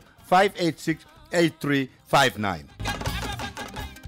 yàgg ngeen koo xam yàgg ngeen koo wóolu mu yàgg leen a taxaw ngeen bëgg ci lool lépp lu jëm ci seeni taxe da ngeen di dem ci Fallou Ndaw expert ya mu àndal Fallou Ndaw fii ci université Amérique bii la jànge ba mokkal ñu door koo jox ay lijaasaam lépp lu jëm ci mbiri taxe loolu la xam lool ba mu mat sëkk te bu leen fàtte ne taxe yi nag li ko tàmbalee ci janvier ba avril lay jeex bu leen ko yeex a def bu ngeen seetee Fallou Ndaw dana leen ci taxaw ci compagnie am Logic 6 mi ngi nekk ci diggante 120F ak 121st bu dee income tax la personal tax wala seen business tax la bu fekkee itam da ngeen di taxawal seen compagnie bëgg ku leen ko defal wala ku leen defal seen i accounting dem leen seeti Fallou Ndaw ci Logic 6. Fallou Ndaw am na numéro téléphone bu bees mi ngi nekk 917 365 2115 917 365 2115 917 365 2115. waaw Pape defe naa ne Sénégal lu baree bari nit a nga ko fay naqarlu ba ñu amee indépendance ba léegi ñu naan ni ñu tërale réew mi ni ñu tërale nguur gi am ñenn ñoo xam ne dina jox lépp nekk seen i loxo présidence député yeeg yooyu joxuñu leen dara daanaka magistrat yi joxuñu leen li ñu yelloog ñoom ak yu demee noonu kuréel gi nga xam ne moom la Macky Sall taxawaloon dénk ko Makhtar Mbow ngir mu wax nuñ ko war a soppee fu ñu toll ñoom. waaw kuréel googu nag Dame Babou fi mu nekk nii ñu ngi ci liggéey mën nañ jàpp sax ne kuréel googu Dame Babou mën nañu jàpp ne taxawal nañu ko sax te door nañu liggéey bi ndax Amadou Makhtar Mbow ni nga ko waxee moom moo ko jiite muy commission nationale de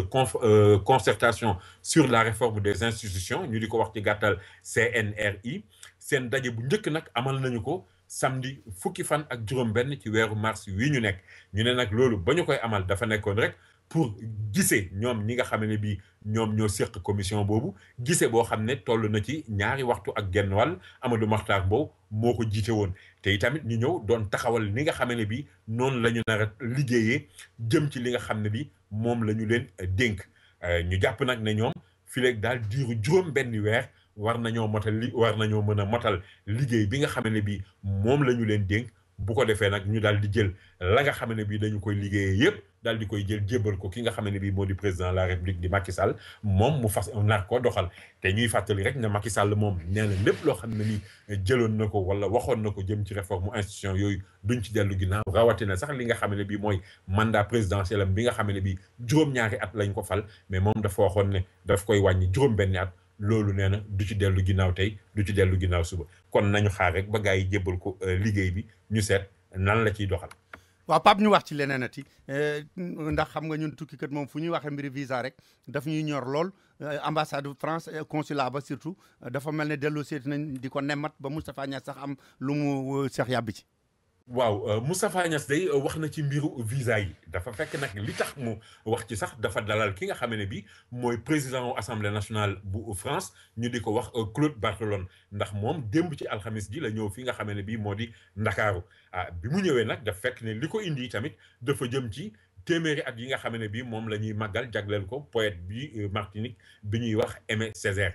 ci biir loolu nag Moustapha Niasse daf ci profito daal di dellu si daal ci mbirum visa yi rawatina visa yi nga xam ne bii étudiants sénégalais yi dañu koy ñaan pour dem jàngi France wala ñi nga xam ne bii dañoo nekk France seenu njaboot nekk Sénégal ñu bëgg fexe nu leen seen njaboot fekk se muy li ñuy wax regroupement familial ci yooyu la Moustapha Niasse sàkku daal ci président assemblée nationale de France mu waxtaan ak ay mbokkam bu ko defee ñu gën cee yéwén gën cee indi kifin parce que léeg-léeg nag dañu jàpp ne dañ ciy tooxal nit ñi wala di leen bundu xataal wala di bañ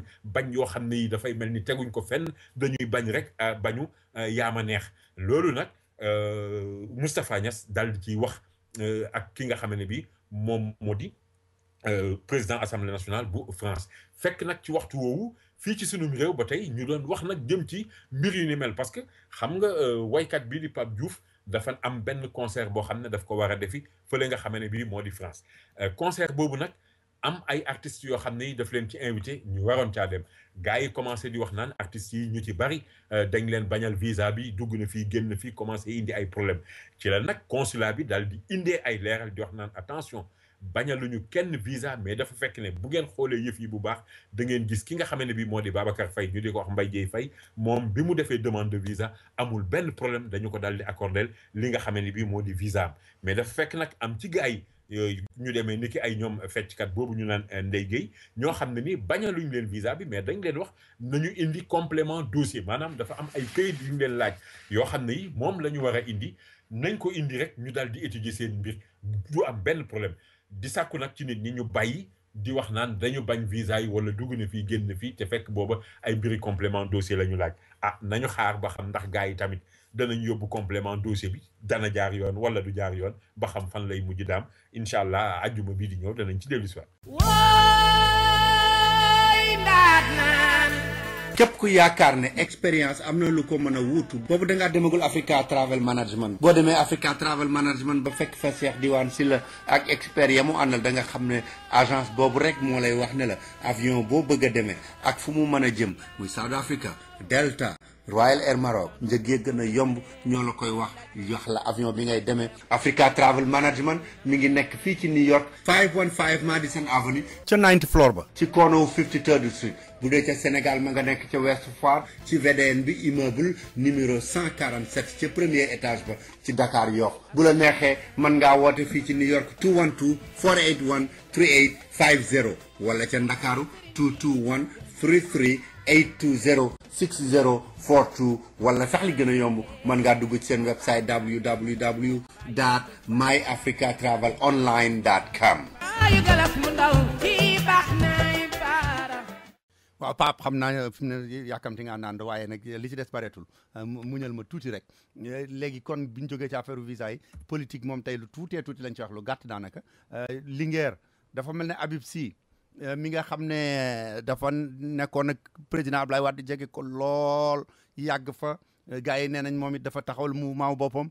jóge PDS ba ñu naan dafay fayu sax li ko Aly Ngouille Ndiaye defoon. waaw xam nga diggante Habib Sy ak Aly Ngouille Ndiaye ñoom ñaar ñëpp ay doomu Linguère lañ ñoom ñoo seq foofu Habib Sy ba mu Abdoulaye Wade di nekk ci nguur gi amoon na doole lool ci parti démocratique sénégalais doon wane dooleem tamit fële nga xamante bi moo di Linguère tey jii bi PDS daanoo Aly Ngouille Ndiaye ànd ak Macky Sall nekk jëwriñ ci gouvernement Macky Sall di wane dooleem moom tamit ci Linguère mais dafa fekk nag ne Habib Sy mooy ki nga xam ne bii jamono yi ñu toll moom mooy maire bu Linguère ñu waroon def nag vote budget ci conseil municipal bi loolu la ñu wax ne Aly Ngouille Ndiaye lépp loo xam ne nii pexeem la wala man jéem na ko ci rek pour nasaxal budget boobu ñu bañ koo voté mais nag ba ñu demee ba ci cippaandaw la dañu wax ne budget bi voté nañu ko te tamit sax kii di Habib Sy daf ci am majorité boo xam ne ni dafa am solo lool loolu nag liñ ci jàngatee moo di Habib Sy kon am na doole ba tey fi nga xam ne bii moom moo di Linguère mais dafa fekk nag ne waxtu woowu ki nga xam ne bii moo di Aly Ngouille Ndiaye moom ñu bari dañoo commencé dal ci moom parce que dañuy wax ne daal ba mu nekkee ci gouvernement Macky Sall ba léegi dafa soppi doxalin soppeeku di wax bu ñagas wala sax di jéem a xool nit ñi bët yoo xam ne ay bëtu xebel la mais lu mën a am daal mooy la mu bëggoon amu ko maanaam ñu bañ a voté li nga xam ne bii moo di budget bi ñu jàpp ne rek kon at mi moom Habib Sy am na jàmm ñuy xaar beneen at ba xam. waaw Pape dinañ dellu si waat ci musiba yi nga xam ne tabax yu bon yi ñoo ko indi ñu ne ca Parcelles Assainies encore dafa am mur bu fa daanooti ba day fay gone. non Dame Babou lu tiisant parce que franchement booy xool dafa mel ni léegi aljuma ju jot danañu wax lu ni demee bi yoon Parcelles Assainies la encore unité 14 benn daal moom màbb ci kaw njaboot gi nga xam ne bi ñoo dëkkoon ci kër googu am benn xale bu jigéen bu am juróom-ñetti at moom moo ci ñàkk bakkanam yeneen ñetti rakam dal di ci am ay gaañu-gaañu maa ngi la koy wax léegi benn famille bu mag moom moo nekkoon foofee loolu nag am ci jamono joo xam ne nii fi mu nekk nii ñi moom kër yi ñu ngi gisee di xool nan la ñuy def parce que xam nga kër goo xam ne nii déjà benn daal màbb na fa foofu dafa dootul sax wóor ñi nga xam ne bii ñoo fa des daal fay dëkk ba tax na ki nga xam ne bii moo di maire Parcelles di Moussa Sy moom mi ngi sàkku ci nguur gi mu jël responsabilité am jël ay matuwaayam parce que nag mbir yi mi ngi bëgg a ëpp ndax mi ngi wax sax naan nemmeeku nañu lu toll ci juróom-ñaari kër yoo xam ne yi ñoom ñu ngi nekk ci tefes gi wala boog dafay wax sax kër yi nga xam ne bii ñoo nekk ci tefes gi li mu fukki kër yoo jël juróom-ñaar ya boo moytuwul danañu daanu balaa yàgg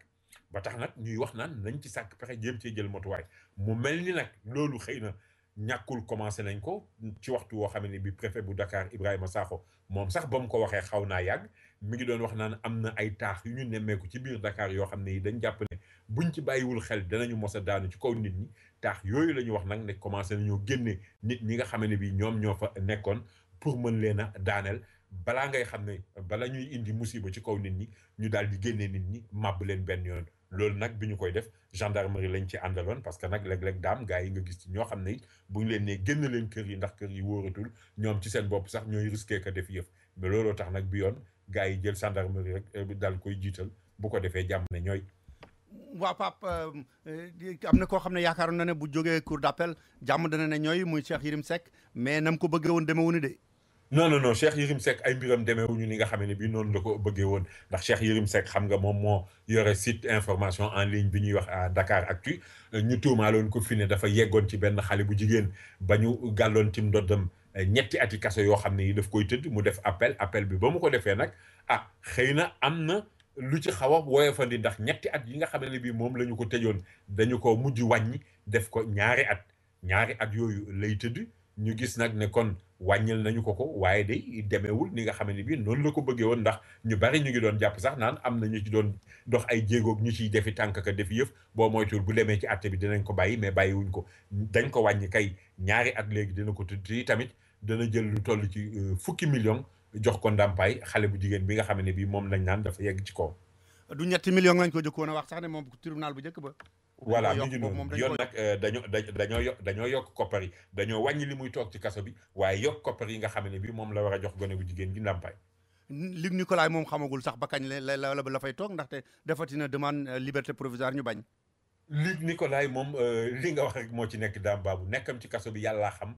kañ lay jeex ndax ay avocat dugalaatoon nañu li nga xam ne bii moo di demande de mise en liberté provisoire waaye doyen des juges Mao Sémou Diouf daf ko daal di lànk mbir moomu ne leen daal kii moom mënuma koo bàyyi dama koy teg loxo donte ki nga xam ne bii moo di partie civile bi di Bertrand Tulli mi ngi doon jéem a woyofal mbiru Luc Nicolaï dafa mel ni daal jéematu ko topp dara wala bu dee am na lu mu ko lu metti woon lu ko metti woon ci mbir yi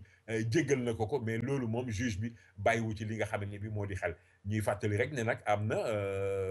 benn douanier boo xam ne nii moom jot nañu ko bàyyi nëgadiku ak Bertrand Tulli mi ma la doon wax léegi waaye Luc Nicolaï moom mi ngi ci kaso ba léegi. waaw ñu daanelee keneen koo xam ne itam dugal nañ ko kaso ñu ne jaaxaloon na Sénégal jaaxal Mauritanie jaaxal Mali te dafa mel ne sax chef d'état ya sax yi fa nekkoon dañ ko ci daan jàppale muy sàcc oto jàmbur yi rek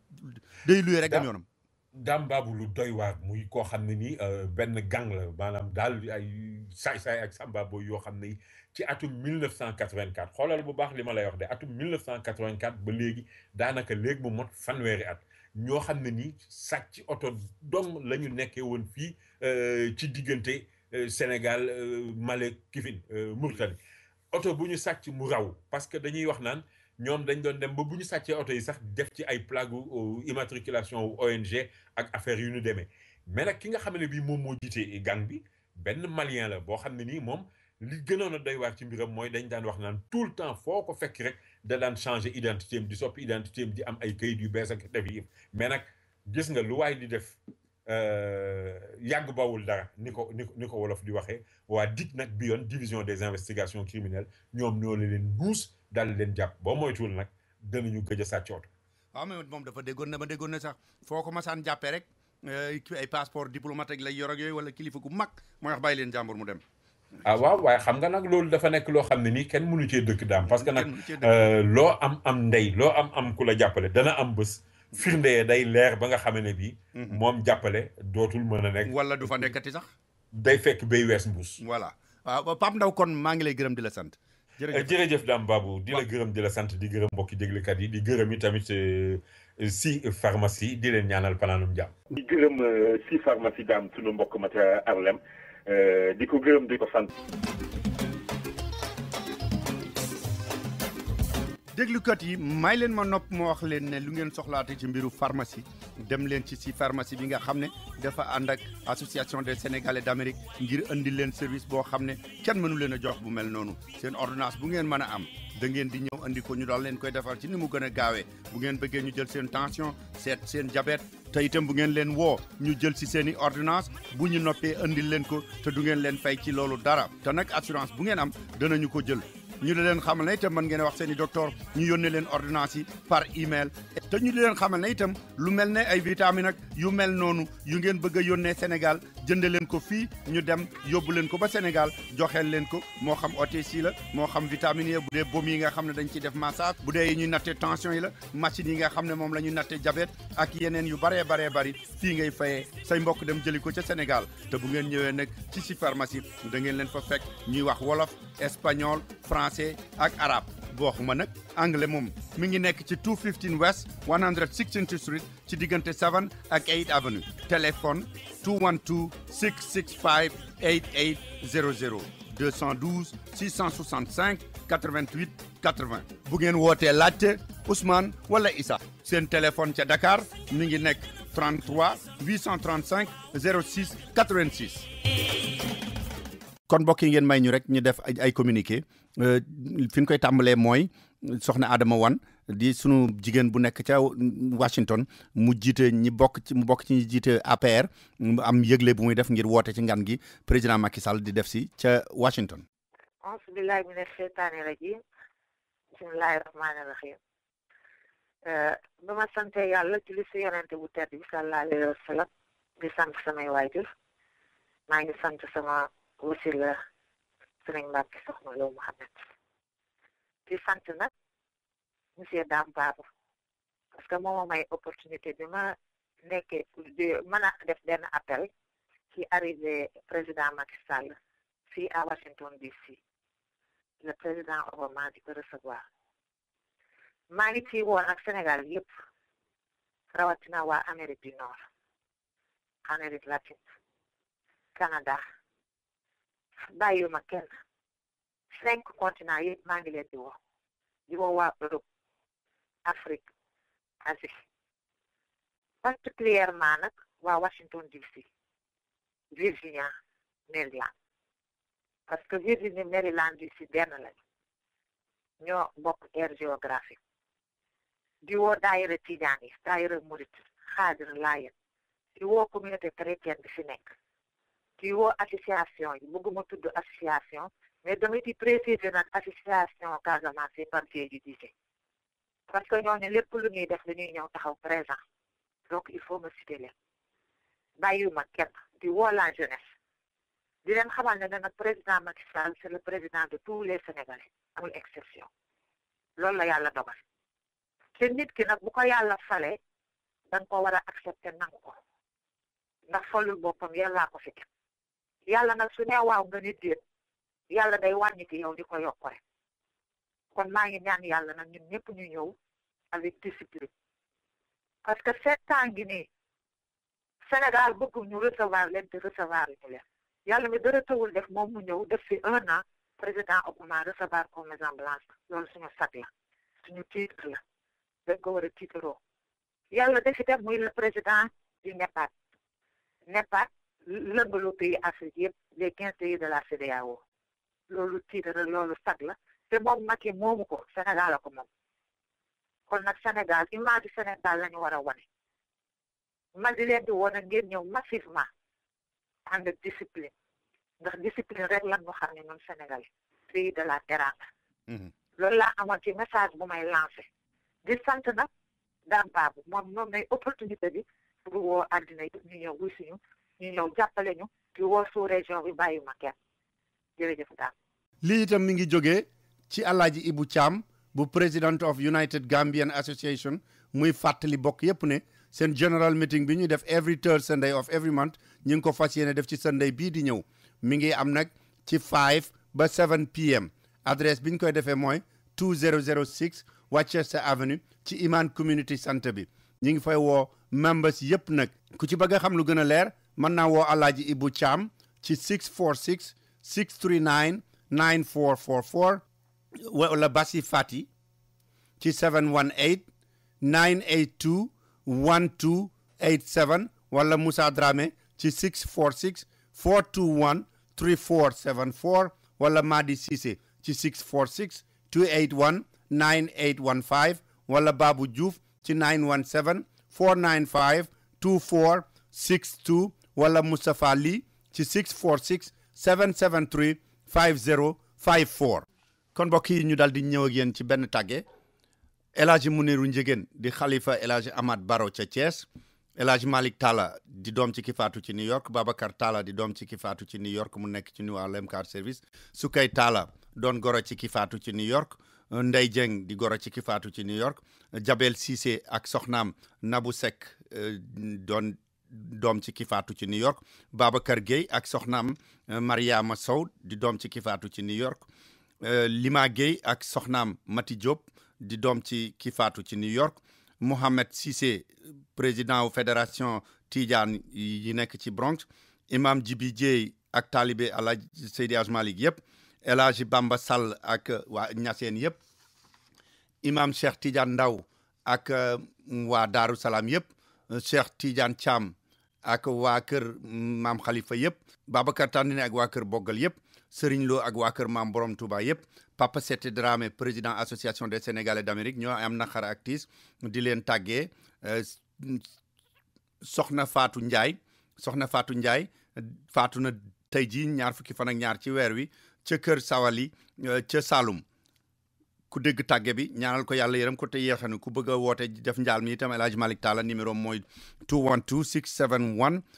2265 Babacar Talla numéro mooy 917 361 1783 yéen ñi doon xool fan yi di jaar 116 gis ne Kaloum restaurant dañu ko tëjoon ndax film bu ñu fa doon def ñu xamal leen ne bànneex bi dellu si na Kalum restaurant ubbiwaat na benn film lañ fa doon def rek moo tax ñu soppi woon tur ba nekkoon ca buntu ba dellu si waat na la ngeen fa daan fekk itam bu ngeen dégg mais da ngeen ko fa fekk michwiye pentade ya dibi ginaar yi ngeen fa doon fekk ak yeneen dibi ya des yëpp ak jën yi nga xam ne dañu leen a lakk mu neex lool ceebu jën ya ak ceebu yàpp ya ak li ngeen fa daan reere yëpp poisson braisé bu ngeen demee Kalum restaurant da ngeen ko fa fekk kon nag bu ngeen xiifee jaar leen Kalum restaurant bu ngeen bëggee lekk jaar leen Kalum restaurant ci ndekki añ ak reer mi ngi nekk ci 120 West 116th Street ci diggante 7th ak Lenox Avenue téléphone 212 749 0180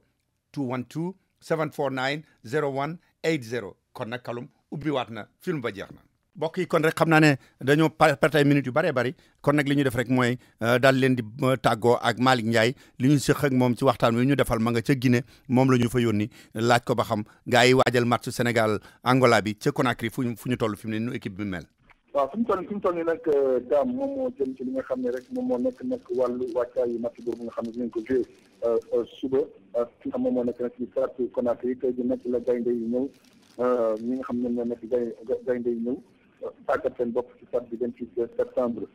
ci tàggat seen bopp ci stade bi 28 septembre laataa ñoom nag Angola ñoo tàggat seen bopp Angola nag 19 jours lañu 18 sax parce que am na ñetti attaqué xam ne am ay tolof wala gërëm mujjul ñëw ci li nga xam ne rek moom moo nekk match boobu noonu loolu nag biñu ci waxtaan nekk ki nga xam ne moo nekk Ricardo Chipenta bi nga xam ne moom moo nekk coach DTN bu Angola nee na sax loolu du ci dara ñu am nañ joueurs yoo xam ne xam ne ngir rek bëgg jaamarloo bu baax a baax ak nga xam ne moom moo nekk ci bu Sénégal bi dañoo xam tam mën nañ ko ci yokk daam moo di tey jii nag mën jàpp ne stade Léopold Sédar stade fii nga xam ne stade 28 septembre foo sànni mbaat mi tax ndax Guinée dafa mel ni gaynde ñu ngi fii Sénégal loolu tax tey jii ba amul benn déplacement boo xam ne gis nañ ko fële ci stade bi nga xam ne stade bi 28 septembre amal jamante yi. waaw avant ñuy ñëw xam nga yëngu yi amoon Guinée ak yooyu ci mbiru politique ak yooyu am nañ li ñu doon ragal naka la dëkk bi mel fi mu ne. waaw dëkk bi nag daan yëf yi ci wàllu banlieue bi la gën a bëri ci banlieue bi la ci banlieue bi la gën a bëri malheureusement àggul ci nga xam moo nekk ci biir bi mais li ñu ci mën a jàpp moom mooy li nga xam moom moo ci ëpp solo moom mooy njiitu réew mi ci boppam moom moo ci bëgg a dugal loxoom moo ne kat yëf yi moom daf koy def mbiram moo xam ne mbiru boppam dong lay doon xar ci tànk tuba ba nekk doomu Sénégal ñëw fii seetaan ci match bi bañ ci am benn tolof loolu lañ mun a jàppagum ci li nga xam moom moo nekk la jëm mais nag du am benn jafe-jafe toutes les dispositions jël nañ ko ba pare tamit nee na leneen loo xam ne ñu ko cokk tamit bokk na ci li nga xam moom moo nekk nag taxider yi nga xam ne mu continué leen mu nekk rek 1500 policiers yoo xam ne dinañ leen mobiliser ngir rek match bi bañ a am benn jafe-jafe parce que kat nee nañ moom diggante Sénégal ak Guinée yëpp benn la daan baabu. waaw El Hadj Malick Ndiaye li ma lay mujj a laaj kon mbaa joueurs yi ñoom ñëpp ñu ngi ànd ak seen wér fi mu nekk nii. waaw amul benn tool solo mu ci ne ñoom ñëpp ñu ngi sant yàlla bu baax a baax ñoom ñëpp wér nañ ñu ngi sant yàlla bu baax a baax liñ ci mën a yokk rek moom mooy tàngoor wi am fii ci Conakry mais kii nga xam moo di professeur Fall nee na loolu du problème parce que à température de confort am na ci ndaxte suba moom du tàng yooyu ba nañ def seen matuwaay yëpp su ko defee Sénégal mën a am jongante bu am solo diggante nga xam ci moo nekk équipe bu Angola bi Angola na ñëw nañ jël ci discrétion maanaam